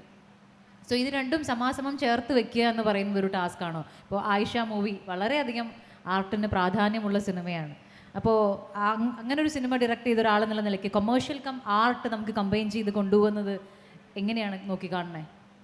മുമ്പ് അത് നമുക്ക് എത്രത്തോളം സാധ്യമാവും എന്നുള്ളൊരു സംശയമുണ്ട്. ഇപ്പോൾ പക്ഷേ എനിക്ക് തോന്നുന്നു, ഇപ്പോൾ മമ്മൂക്കയുടെ പടങ്ങൾ, പോസ്റ്റ് കോവിഡിന് ശേഷം അതിന് ഉദാഹരണം മമ്മൂക്കയുടെ പടങ്ങൾ തന്നെയാണ്. ഇപ്പോൾ ബ്രഹ്മയുഗമാണെങ്കിലും, ഇപ്പം ഏറ്റവും അവസാനം ഇറങ്ങിയ കളങ്കാവലാണെങ്കിലും, പുഴുവാണെങ്കിലും, അതല്ലെങ്കിൽ കാതലാണെങ്കിലും, ഈ സിനിമയുടെ ഒക്കെ ഒരു സ്വഭാവം ഒരു കൈൻഡ് ഓഫ് അടൂർ ഗോപാലകൃഷ്ണൻ എന്നൊക്കെ നമ്മൾ പറയുന്ന ആ ഒരു കാറ്റഗറിയിൽ പെടുന്ന സിനിമയാണ്. ഇപ്പോൾ ഇവിടെ ഇങ്ങനെ ഒരു സംഭാഷണത്തിൽ പറഞ്ഞ ഒരു അടൂർ സാറിൻ്റെ പുതിയ പടം വരികയാണല്ലോ. അപ്പോൾ അത് മുമ്പ് തിയേറ്ററിൽ വരുമ്പോൾ ഉണ്ടാകുന്ന കളക്ഷൻ ആയിരിക്കില്ല ഇനി വരുമ്പോൾ ഉണ്ടാവുക. അത് ഈ പോസ്റ്റ് കോവിഡിന് ശേഷം നമ്മുടെ സിനിമാ സംസ്കാരത്തിൽ പ്രത്യേകിച്ച് കാഴ്ചക്കാരുടെ അവർ ആ സിനിമയെ എങ്ങനെ നോക്കിക്കാണുന്നു എന്നുള്ളതിൻ്റെ ഒരു വ്യത്യാസം കൂടിയാണ്. മമ്മൂക്ക എന്ന് പറയുന്ന മലയാളത്തിൻ്റെ എക്കാലത്തെയും മഹാനായ നടൻ്റെ ടോപ്പ് കളക്ഷൻസ് എടുത്തു നോക്കിയാൽ അതൊന്ന് കളങ്കാവല. അപ്പോൾ ആ കളങ്കാവലാവുന്ന മമ്മൂക്ക വില്ലനായി അഭിനയിച്ച നെഗറ്റീവ് ഷെയ്ഡ് ക്യാരക്ടറിൽ, നെഗറ്റീവായിട്ടുള്ള ഏറ്റവും അദ്ദേഹം ചെയ്ത ക്യാരക്ടറിൽ ഏറ്റവും വൃത്തികെട്ട സ്വഭാവമുള്ള ഒരു ക്യാരക്ടർ ചെയ്ത സിനിമയ്ക്ക് മലയാളികൾ ഇന്ന് ഏറ്റവും മികച്ച കളക്ഷൻ കൊടുക്കുന്നുണ്ട് എങ്കിൽ അതൊരു ധൈര്യമാണ്.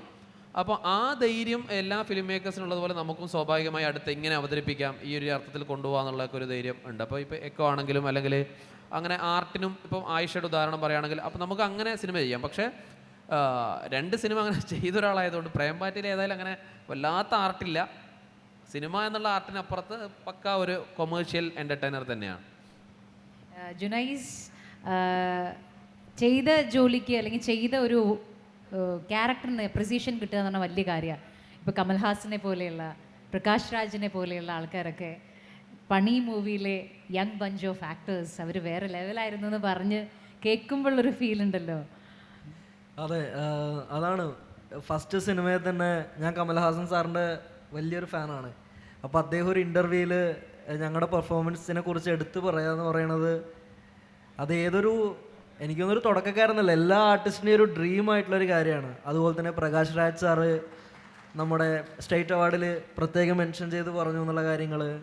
അങ്ങനെ അതാണ് നമുക്കൊരു സിനിമയിൽ ഒരുപക്ഷെ നമുക്ക് കുറേ ഹാർഡ് വർക്ക് ചെയ്തൊരു തുടക്കം കിട്ടുമായിരിക്കും. കിട്ടിയ തുടക്കത്തിൽ തന്നെ എല്ലാവരും ഡ്രീം കാണുന്ന മണിരത്നം സാറ്, അനുരാഗ് കശ്യപ് സാർ, അങ്ങനെ നമ്മളൊക്കെ എന്തെങ്കിലുമൊക്കെ ഇവരെ കാണാൻ പറ്റുമോ എന്ന് വിചാരിച്ച ആൾക്കാർ നമ്മൾ സിനിമ കണ്ട് ഇതുപോലുള്ള വലിയ ഇൻ്റർവ്യൂസിൽ നമ്മളെ പെർഫോമൻസിന് എടുത്ത് പറയാന്ന് പറയുന്നത് സിനിമ കേട്ട് ഏറ്റവും വലിയ ലൈഫ് ലോങ് ഓർമ്മിക്കാൻ പറ്റിയ ഒരു കാര്യമാണ്. അത് ഞാൻ എപ്പോഴും ഞങ്ങൾ ജോയിച്ചേട്ടൻ്റെ അടുത്ത് എപ്പോഴും ഭയങ്കര ഗ്രേറ്റ്ഫുൾ ആയിരിക്കും. നമ്മൾ ആമിനത്താത്ത അല്ലേ, അങ്ങനെയൊക്കെ കണ്ടിട്ടുള്ള ജുനൈസ് ആണ് ഇങ്ങനെ ഓരോ പടി ഇങ്ങനെ കയറി കയറി പോകുന്നത്. അത് കാണുമ്പോൾ ബാക്കിയുള്ള കോണ്ടന്റ് ക്രിയേറ്റേഴ്സിനും അതൊരു മോട്ടിവേഷൻ ആണ്. നിങ്ങളുടെയൊക്കെ ജേണി അവർക്കൊരു എന്താ പറയുക, നമ്മൾ പറയില്ലേ ഇത് നമുക്കൊരു എക്സാമ്പിൾ ആക്കാം എന്ന് പറയുന്ന ഒരു ജേണിയാണ്. ആൻഡ് ഇപ്പം എത്തി നിൽക്കുന്ന ഒരു തമിഴ് സിനിമയിലാണെന്ന് ഞാൻ കേട്ടു, ശരിയാണോ? അതെ, പ്രേംപാറ്റയ്ക്ക് ശേഷം അടുത്ത സിനിമ ധനുഷ് സാറിൻ്റെ സിനിമയാണ് ലബ്ബർ ബന്ദ് ഡയറക്ടറുടെ. അപ്പം പ്രേംപാറ്റയ്ക്ക് ശേഷം ഞാൻ എക്സൈറ്റിംഗ് ആയിട്ട് വെയിറ്റ് ചെയ്യണ ഒരു പടമാണ്. പണിയിലെ പോലെ ഭയങ്കര പവർഫുൾ ആയിട്ടുള്ളൊരു ക്യാരക്ടറാണ്. പിന്നെ ഈ ഒരു കാര്യം, ഞാനും സാഫൊക്കെ ഈ ഒരു 2020 ആ കാലഘട്ടത്തിൽ നമ്മൾ കോണ്ടൻ്റൊക്കെ ചെയ്തു തുടങ്ങിയ ആൾക്കാരാണ്. അപ്പം ഞങ്ങൾ ആ സമയത്ത് ഒരുമിച്ച് വീഡിയോ ചെയ്യുന്ന സമയത്ത് നമ്മൾ ഒരിക്കലും പ്രതീക്ഷിച്ചിട്ടുണ്ടായിരുന്നില്ല നാളെ നമ്മൾ ഒരുമിച്ച് ഒരു സിനിമയുടെ ഭാഗമാവും എന്നുള്ള കാര്യം. അപ്പോൾ തിരിഞ്ഞു നോക്കുന്ന സമയത്ത് നമുക്ക് കിട്ടുന്ന ഇങ്ങനെയുള്ള ഓപ്പർച്യൂണിറ്റീസ് കാര്യങ്ങളെല്ലാം നമ്മൾ ചെയ്ത കാര്യങ്ങൾ ഇവരൊക്കെ അക്സെപ്റ്റ് ചെയ്തുകൊണ്ടാണ്. അപ്പോൾ അതിന് ഉറപ്പായിട്ടും നമുക്കിപ്പോൾ ഒരുപാട് പ്ലാറ്റ്ഫോമുകളുണ്ട്. ഇപ്പോൾ സിനിമയിൽ അഭിനയിക്കണമെന്ന് ആഗ്രഹമുള്ള ആൾക്കാർക്ക് തന്നെ ഇൻസ്റ്റാഗ്രാം ഉണ്ട്, യൂട്യൂബ് ഉണ്ട്, ഫേസ്ബുക്ക് ഉണ്ട്.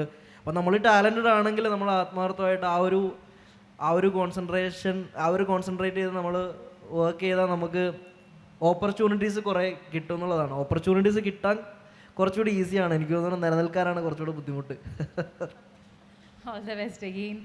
നിങ്ങൾ രണ്ടുപേരുടെയും കോമ്പിനേഷൻ അന്നും ഹിറ്റാണ്, ഇന്നും അത് രസമാണ് കാണാനായിട്ട്. Thank you so much. സിനിമയെ സംബന്ധിച്ച് നോക്കുകയാണെങ്കിൽ നമ്മൾ പറയും നല്ല നല്ല ഗംഭീര സിനിമകൾ മലയാളത്തിൽ ഉണ്ടാവും എന്ന് പറയുമ്പോഴും വളരെ സങ്കടകരമായ മറ്റൊരു കാര്യം, സിനിമ വിജയിക്കുന്ന സിനിമകളുടെ പെർസെൻറ്റേജ് ഭയങ്കര കുറവാണെന്നുള്ളതാണ്. കാരണം 2025 അത് 8% സംതിങ് ആയിട്ടാണ് കണക്ക് പറയുന്നത്. 2024 അത് 10 സംതിങ് ആയിരുന്നു. അപ്പോൾ ഇങ്ങനെ പോകുന്ന ഒരു ജേണിയാണ്. എക്സലൻറ്റ് മൂവീസ് ഉണ്ടെങ്കിൽ പോലും ഇറങ്ങുന്ന പടങ്ങളിൽ കുറേ എണ്ണമൊക്കെ വിജയിക്കുന്നില്ല. അപ്പോൾ ഒരു ഡയറക്ടർ പോയിന്റ് ഓഫ് വ്യൂ അല്ലെങ്കിൽ ഒരു script writer point of view നോക്കുമ്പോൾ നിങ്ങൾ ഇതിനെയൊക്കെ മാക്സിമം മറികടക്കാൻ ശ്രമിക്കുന്നത് എങ്ങനെയാണ്? ഒരു സിനിമ വിജയിക്കുക എന്ന് പറയുന്നതിൻ്റെ എന്ത് തരം എന്താ പറയുക, അതിൻ്റെ വര വരച്ചിട്ടാണ് നമ്മളതിനെ വിജയമാണോ പറയുന്നത്. സാമ്പത്തികമാണെങ്കിൽ ഓഫ് കോഴ്സ് ഈ പറഞ്ഞത് കറക്റ്റാണ്. ഇനി അതല്ല, സിനിമ ഇപ്പം നമ്മൾ കണ്ടിട്ടുള്ള ലാലേട്ടൻ്റെ തന്നെ നേരത്തെ പറയുകയാണ് മിഥുനം, വന്ദനം, ഈ സിനിമയൊക്കെ ഇവിടെ പരാജയപ്പെട്ട സിനിമയും മലയാള സിനിമയുടെ ചരിത്രത്തിൽ ശാന്തം എന്ന് പറയുന്നൊരു സിനിമ വലിയ ഹിറ്റായ സിനിമയാണ്, മലയാളത്തിൽ വലിയ ഹിറ്റായ സിനിമയുമാണ്. അപ്പോൾ സിനിമ വിജയിക്കുക പരാജയപ്പെടുക എന്ന് പറയുന്നത് ആ സിനിമയുടെ സാമ്പത്തിക കളക്ഷൻ നോക്കിയിട്ട് മാത്രമല്ല എന്ന് വിശ്വസിക്കുന്ന ഒരാളാണ് ഞാൻ. അത് ക്രിയേറ്റീവ് പേഴ്സൺ എന്നുള്ള അർത്ഥത്തിൽ, ഒരു സിനിമ മേക്കർ എന്നുള്ള അർത്ഥത്തിൽ. ഇപ്പോൾ ആയിഷ ഒരു തരം ഡോക്യുമെൻ്ററി സ്വഭാവത്തിലുള്ളൊരു സിനിമയാണ്. അപ്പോൾ ആയിഷ ഇവിടെ ഒരു ക്രിയേറ്റീവ് ഇൻവെസ്റ്റ്മെൻ്റ് ആയിട്ടാണ് ഞാൻ കാണുന്നത്. ഇപ്പോൾ എൻ്റെ ഒരു ക്രിയേറ്റീവ് ഇൻവെസ്റ്റ്മെൻ്റ് ആണ്. പക്ഷേ അങ്ങനെ ഒരു ഇൻവെസ്റ്റ്മെൻറ്റ് കൊണ്ട് നമുക്ക് ഒരു സിനിമ ചെയ്യാം, 2 സിനിമ ചെയ്യാം. പിന്നെ ആ ഇൻവെസ്റ്റ്മെൻറ്റ് എന്ന് പറഞ്ഞുകൊണ്ടിരുന്നത് നമുക്കിവിടെ ഈ ജുനൈസ് പറഞ്ഞ പോലെ ഇവിടെ നിലനിൽക്കുക എന്ന് പറയുന്നത് പ്യുവർലി തിയേറ്റർ സക്സസിനെ നോക്കിയിട്ടാണ്. ഒരാൾ ഇനി അയാൾ അടുത്ത സിനിമ അയാൾക്ക് കൊടുക്കേണ്ടതുണ്ടോ എന്ന് ഇവിടുത്തെ പ്രേക്ഷകനും ഇവിടുത്തെ പ്രൊഡ്യൂസേഴ്സും തീരുമാനിക്കുക. അപ്പോൾ അങ്ങനെ നോക്കുന്ന സമയത്ത് നമ്മൾ ആ സിനിമയുടെ തിയേറ്ററിക്കലായിട്ടുള്ള വിജയത്തിന് വേണ്ടിയിട്ടുള്ള ബോധപൂർവമായിട്ടുള്ള ശ്രമങ്ങൾ പിന്നീടുള്ള സിനിമകളിലേക്ക് നമുക്ക് സ്വാഭാവികമായിട്ടും നിർബന്ധമായിട്ടും കൊണ്ടുവരേണ്ടി വരും. ഇപ്പം അങ്ങനെ ചെയ്തിട്ടുള്ള സിനിമകളെല്ലാം ഇവിടെ വിജയിക്കുന്നുണ്ടോ എന്ന് ചോദിച്ചാൽ, ഇവിടെ മൾട്ടി സ്റ്റാർ സിനിമകളായിട്ട് വരുന്ന സിനിമകൾക്ക് പോലും നിലനിൽപ്പില്ല എന്നുള്ളത് എക്കോ അപ്പുറത്ത് ഓടിക്കൊണ്ടിരിക്കുമ്പോൾ തന്നെ വലിയ സ്റ്റാറുകളുടെ പടം തിയേറ്ററിൽ 1, 2, 3 ദിവസങ്ങൾ കൊണ്ട് മാറിപ്പോകുന്ന സിനിമകളായിട്ട് നമ്മൾ കാണുന്നുണ്ട്. അപ്പോൾ ഇതിൻ്റെ ഫോർമുല എന്തെന്ന് ചോദിച്ചു കഴിഞ്ഞാൽ, അങ്ങനെ നമുക്ക് ഇന്നതാണ് ഇതിൻ്റെ ഫോർമുല, ഇന്ന പോലെ സിനിമ എടുത്താൽ വിജയിക്കും എന്ന് പറയാൻ പറ്റുന്ന ഒരു പ്രത്യേകിച്ചുള്ള ഒരു ഫോർമുല, ഒരു വിജയ ഫോർമുലയൊന്നും സിനിമയ്ക്കില്ല എന്നാണ് എനിക്ക് തോന്നുന്നത്. പിന്നെ ആ സിനിമ കണ്ടൻറ് വൈസ്, അതിൻ്റെ മേക്കിംഗ് വൈസ് ഒക്കെ എത്രത്തോളം നമുക്ക് സാധാരണ മനുഷ്യരുമായിട്ട് കമ്മ്യൂണിക്കേറ്റ് ചെയ്യാൻ പറ്റുന്നോ അങ്ങനെയുള്ള സിനിമകളാണ് നിന്നിട്ടുള്ളത്. ഇനി അങ്ങനെയുള്ള സിനിമകൾ തന്നെയാണ് നിൽക്കുമെന്ന് എനിക്ക് തോന്നുന്നു, അല്ലേ ലിജേട്ടാ? എനിക്ക് തോന്നുന്നു പ്രൊഡ്യൂസേഴ്സ് ഒരു സ്റ്റാർ വേണമെന്ന് ഡിമാൻഡ് ചെയ്യുന്നുണ്ടോ ഇല്ലയോ എന്ന് അറിയില്ല. പക്ഷെ ജനങ്ങൾക്ക് സ്റ്റാർ വേണമെന്ന് നിർബന്ധമില്ല എന്നുള്ളത് നമുക്ക് സിനിമകളുടെ വിജയം കാണുമ്പോൾ തീർച്ചയായിട്ടും. ഉദാഹരണത്തിന് മഞ്ഞുമൽ ബോയ്സ് എന്നുള്ള സിനിമ, ഇപ്പോൾ അതല്ല, ഇപ്പോൾ സുഡാനി ഫ്രം നൈജീരിയ സിനിമയിൽ വർക്ക് ചെയ്ത ഒരാളാണ് ഞാൻ. അപ്പോൾ ആ ഒരു സിനിമയാണെങ്കിൽ ഇപ്പോൾ അതിന് ഇപ്പോൾ വന്നുകൊണ്ടിരിക്കുന്നത്, ഇപ്പോൾ പ്രേമലു എന്നുള്ള സിനിമയിൽ, ആ സിനിമയിലൂടെയാണ് നെസ്ല ഒന്നുകൂടെ അദ്ദേഹത്തിൻ്റെ ഗ്രാഫ് ഉയർത്തിപ്പെടുന്നത്. ഇപ്പം ജിംഖാനൊക്കെ ആണെങ്കിൽ നമ്മൾ അങ്ങനെ വലിയ സൂപ്പർ സ്റ്റാറുകൾ സിനിമയ്ക്ക് വേണോ, നിർബന്ധമുണ്ടോ എന്ന് ചോദിച്ചാൽ ഇല്ല എന്ന അവസ്ഥയിലേക്ക് ഇപ്പോൾ എക്കോ എന്നുള്ള സിനിമ ഇപ്പോൾ നമ്മൾ പറഞ്ഞു. അപ്പോൾ അങ്ങനെ സിനിമ പ്യുവർലി ഏറ്റവും എൻ്റർടൈൻ ചെയ്യാൻ പറ്റുന്ന, ഏറ്റവും എൻ്റർടൈൻമെൻറ്റ് എന്ന് ഞാൻ പറയുന്നത് പാട്ട്, ഡാൻസ് എന്നുള്ള എൻ്റർടൈൻമെൻറ്റിന് അപ്പുറത്ത് മനുഷ്യൻ്റെ ഇമോഷണലിനെ കണക്ട് ചെയ്യാൻ പറ്റുന്നുണ്ട് എങ്കിൽ ആ സിനിമ ഇവിടെ നിൽക്കുന്നുള്ളതാണ് എൻ്റെ വിശ്വാസം. ഓക്കെ, അപ്പോൾ ഇനി നമുക്ക് ചോദ്യത്തിലേക്ക് കടക്കാം. സമയമായി. ചോദ്യം. നമസ്കാരം, ഞാൻ ഗവൺമെൻറ് സ്കൂളിലെ അധ്യാപകനാണ്, ഹയർ സെക്കൻഡറി വിഭാഗത്തിലാണ്. അപ്പോൾ ഈ പ്രേമത്തിൻ്റെ കഴിഞ്ഞ കുറേ വർഷങ്ങളായി അതിലുണ്ടാവുന്ന സൗഹൃദത്തിൻ്റെ മാറ്റങ്ങളൊക്കെ നിരന്തരം കണ്ടുകൊണ്ടിരിക്കുന്ന ഒരു വ്യക്തിയാണ്. അപ്പോൾ ലിജീഷ് കുമാർ സാറിനോടാണ് എൻ്റെ ചോദ്യം. കാരണം എനിക്ക് തോന്നിയിട്ടുള്ളത് ഈ പ്രേമത്തിൻ്റെ കാര്യത്തിൽ ഏറ്റവും വലിയ സ്വാതന്ത്ര്യ പ്രഖ്യാപനം നടത്തിയത് പെൺകുട്ടികളാണ് എന്നതാണ്. കാരണം ഒരു 10 വർഷം മുമ്പേ ഞാൻ കണ്ട പ്രേമമല്ല ഇപ്പോഴത്തെ രീതിയിലുള്ള ഒരു പ്രേമം. അങ്ങനെ നടക്കരുത്, ഇങ്ങനെ നടക്കരുത്, അങ്ങനെ ചേർന്ന് നടക്കരുത്, ഇത്രയും ഡിസ്റ്റൻസ് കീപ്പ് ചെയ്യണം എന്നൊക്കെ പറഞ്ഞിരുന്ന സ്ഥലത്ത് അതൊക്കെ അങ്ങ് വലിച്ചെറിഞ്ഞിട്ട് ഒരു പുതിയ തലത്തിലേക്ക് ആ സൗഹൃദങ്ങളും പ്രേമവും ഒക്കെ കടന്നു പോകുന്ന ഒരു കാഴ്ചയാണ് ഇപ്പോൾ കാണുന്നത്.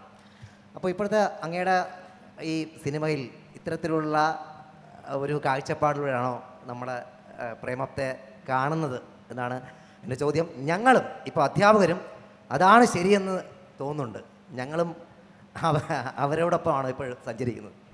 അതിലെനിക്ക് ഉള്ളൊരു സന്തോഷം, അങ്ങനെ ചോദിക്കുമ്പോഴുള്ളൊരു സന്തോഷം, അങ്ങനെ പുതിയ കുട്ടികളുടെ പ്രേമത്തെ നോക്കിയിരിക്കാനോ അവർക്ക് സംഭവിക്കുന്നൊരു ട്രാൻസിഷനെ അഡ്രസ്സ് ചെയ്യാനോ ഉള്ള ശേഷി അധ്യാപകർക്ക് തീരെ ഇല്ലാതിരുന്ന കേരളമാണിത് എന്നൊരു തോന്നൽ അങ്ങയെ കേൾക്കുമ്പോൾ എനിക്കുണ്ട്.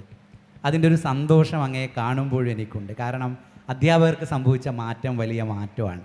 ആ മാറ്റം കൂടിയാണ് തലമുറ ആർജിച്ച, ഞാൻ നേരത്തെ പറഞ്ഞ രാഷ്ട്രീയ നവീകരണം എന്ന് പറയുന്നത്. വലിയ അച്ചടക്കത്തിൻ്റെ പാഠങ്ങളിലാണ്, നമ്മൾ ഈ വിക്ടോറിയൻ മൊറാലിറ്റി എന്നൊക്കെ പറഞ്ഞ് ശീലിച്ച ബോധ്യങ്ങളിലാണ്. വീരാൻകുട്ടി മാഷിൻ്റെ ഒരു കവിതയുണ്ട്, പരസ്പരം അകറ്റി നടുന്ന മരങ്ങളെക്കുറിച്ച്. അവർ ഭൂമിക്കടിയിലൂടെ വേരുകൾ കൊണ്ട് കെട്ടിപ്പിടിക്കുന്നു എന്ന് വീരാൻകുട്ടി മാഷ് ഒരു കവിതയിൽ എഴുതിയിട്ടുണ്ട്. പലപ്പോഴും നമ്മളുടെ ക്ലാസ് മുറിയിലെ കുഞ്ഞുങ്ങൾ അങ്ങനെ ജീവിക്കാൻ വിധിക്കപ്പെട്ടവരാണ്. അവരുടെ അധ്യാപകരെ പേടിച്ച്, അച്ചടക്കത്തെ പേടിച്ച്, ഭൂമിക്കടിയിലൂടെ വേരുകൾ കൊണ്ട് കെട്ടിപ്പിടിക്കേണ്ടിയിരുന്ന കുഞ്ഞുങ്ങൾ ഇരുന്ന ക്ലാസ് മുറിയാണ് നമ്മളുടെ ക്ലാസ് മുറി. അധ്യാപകർ മാറിയത് കൊണ്ട് തന്നെയാണ് തീർച്ചയായും ആ ക്ലാസ് മുറിക്ക് മാറ്റം ഉണ്ടായത്. അതുകൊണ്ട് പ്രേംപാറ്റ ഈ കുഞ്ഞുങ്ങളെ മാത്രമല്ല, ഈ മാറിയ അധ്യാപകരെയും അഡ്രസ്സ് ചെയ്യുന്നുണ്ട്. ഇതിനകത്ത് അധ്യാപകരായി അഭിനയിക്കുന്ന 2 മനുഷ്യരെന്ന് പറയുന്നത്, ഒന്ന് നമുക്കെല്ലാവർക്കും ഇഷ്ടമുള്ള രാജേഷ് മാധവനും മറ്റൊരാൾ അജു വർഗീസുമാണ്. ഇവർ 2 പേരും ഈ കുഞ്ഞുങ്ങൾക്കൊപ്പം മാറിയ അധ്യാപകരാണ്. മറ്റൊരാൾ മമത മോഹൻദാസാണ്. എൻ്റെയൊക്കെ ക്ലാസ് മുറിയിലിരുന്നു കൊണ്ട് അധ്യാപകരുടെ പ്രേമത്തെ നോക്കിക്കണ്ടിരുന്ന കുട്ടികളാണ് ഞങ്ങളെല്ലാവരും. നിരവധിയായ ഗോസിപ്പുകളുടെ സ്ഥലം കൂടിയാണ് സ്റ്റാഫ് റൂം എന്നതുപോലെ ക്ലാസ് റൂം എന്നുകൂടെ അധ്യാപകരോട് എനിക്ക് അങ്ങോട്ടേക്ക് പറയേണ്ടത്. ഞങ്ങളുടെ ക്ലാസ് മുറി എപ്പോഴും അങ്ങനെ അധ്യാപകർക്കിടയിലുള്ള റിലേഷൻഷിപ്പുകളെ നോക്കിയിരിക്കുകയും അത് കുശുമ്പോടുകൂടെ കാണുകയും അതിൻ്റെ കൗതുകം പങ്കുവെക്കുകയൊക്കെ ചെയ്തവരാണ്. ആ കുട്ടികളും പ്രേംപാറ്റയിലുണ്ട്, ഈ അധ്യാപകരും പ്രേംപാറ്റയിലുണ്ട്. ഇവരുടെ ഒരു പാരസ്പര്യത്തിൻ്റെ സ്പേസ് തന്നെയാണ് ഭാവി ആയി മാറേണ്ടത് എന്ന് തോന്നലുണ്ട്. അതുകൊണ്ട് തന്നെ പ്രേംപാറ്റ, നേരത്തെ ആമർ പറഞ്ഞ പോലെ, പ്രേംപാറ്റ 100% ഒരു കൊമേഴ്സ്യൽ എൻ്റർടൈനർ ആയിരിക്കുമ്പോൾ തന്നെ ഒരു കൊമേഴ്സ്യൽ സിനിമ സംസാരിക്കേണ്ട രാഷ്ട്രീയം പ്രേംപാറ്റ സംസാരിക്കുന്നുണ്ട്. രാഷ്ട്രീയം എന്ന് പറയുന്നത് പുതിയ കുഞ്ഞുങ്ങൾ ഗംഭീര കുഞ്ഞുങ്ങളാണ് എന്ന് ലോകത്തോട് പറയാനുള്ള ശ്രമം കൂടിയാണ് പ്രേംപാറ്റ. ആദ്യം തന്നെ ഓൾ ദ ബെസ്റ്റ് ഫോർ പ്രേംപാറ്റ. എനിക്ക് ചോദിക്കാനുള്ളൊരു ചോദ്യം ഇച്ചിരി ഹൈപ്പോത്തറ്റിക്കലാണ്. ചോദ്യം തെറ്റാണെങ്കിൽ ക്ഷമിക്കുക. ഇപ്പോൾ സിനിമകൾ തിയേറ്ററിൽ ഓടുന്നു എന്നതിനോട് റിവ്യൂ എന്നൊരു ഇതുണ്ടല്ലോ, നമ്മുടെ യൂട്യൂബിലും സോഷ്യൽ മീഡിയയിലും റിവ്യൂ ഇടുന്നു, അവരുടെ കൺട്രോളിലാണ് കാര്യങ്ങൾ എന്നാണ് അവർ അവകാശപ്പെടുന്നത്. ജയിലർ സിനിമയിലൊരു സീനുണ്ട്, അത് മറ്റേ സുനിലിൻ്റെ ഇൻട്രൊഡക്ഷൻ സീനാണ്. ഈ തൻ്റെ സിനിമയ്ക്ക് മോശം റിവ്യൂ പറഞ്ഞ ഒരു റിവ്യൂവറിന് 10 ലക്ഷം രൂപയുടെ ചെക്ക് എഴുതി കൊടുക്കുന്നുണ്ട് ആൾ. നീ ഒരു സിനിമ പിടിക്കണം, ആ സിനിമ തിയേറ്ററിൽ ഓടണം എന്ന് പറയുന്നുണ്ട്. എൻ്റെ ചോദ്യം, അങ്ങനെ ഏതെങ്കിലും ഒരു മലയാളത്തിലെ റിവ്യൂവർ സിനിമ എടുക്കണമെന്ന് നിങ്ങൾ ആഗ്രഹിക്കുന്നുണ്ടോ? ഉണ്ടെങ്കിൽ ആര്? അവരോടാണോ ചോദ്യം എന്ന് എനിക്കറിയില്ല. എന്നോട് പറയാൻ പറഞ്ഞുകൊണ്ട് മാത്രം പറയുകയാണ്. എനിക്ക് റിവ്യൂവേഴ്സിനെ ഭയങ്കര ഇഷ്ടമാണ് സത്യത്തിൽ. ഞാനൊരു സിനിമ കാണുന്ന പോലെ, ഇഷ്ടമല്ലാത്ത ഒരാളെ പേര് പറയോ? ഞാൻ ഈ സിനിമ കാണുന്ന പോലെ ആസ്വദിച്ച് കാണുന്ന റിവ്യൂ ആണ് അശ്വന്തിൻ്റെയൊക്കെ റിവ്യൂ എന്ന് പറയുന്നത്. അശ്വന്ത് കോക്കൊക്കെ മലയാളത്തിൽ ഏറ്റവും ക്രിയേറ്റീവായ മനുഷ്യനാണ് എന്നാണ് ഞാൻ വിചാരിക്കുന്നത്. എന്ത് രസമായിട്ടാണ് ഇത്തരം ക്രിറ്റിസിസങ്ങളോ ഇത്തരം അവലോകനങ്ങളോ ഒന്നും സിനിമയെ ചുറ്റിപ്പറ്റി ഉണ്ടായിരുന്നില്ല.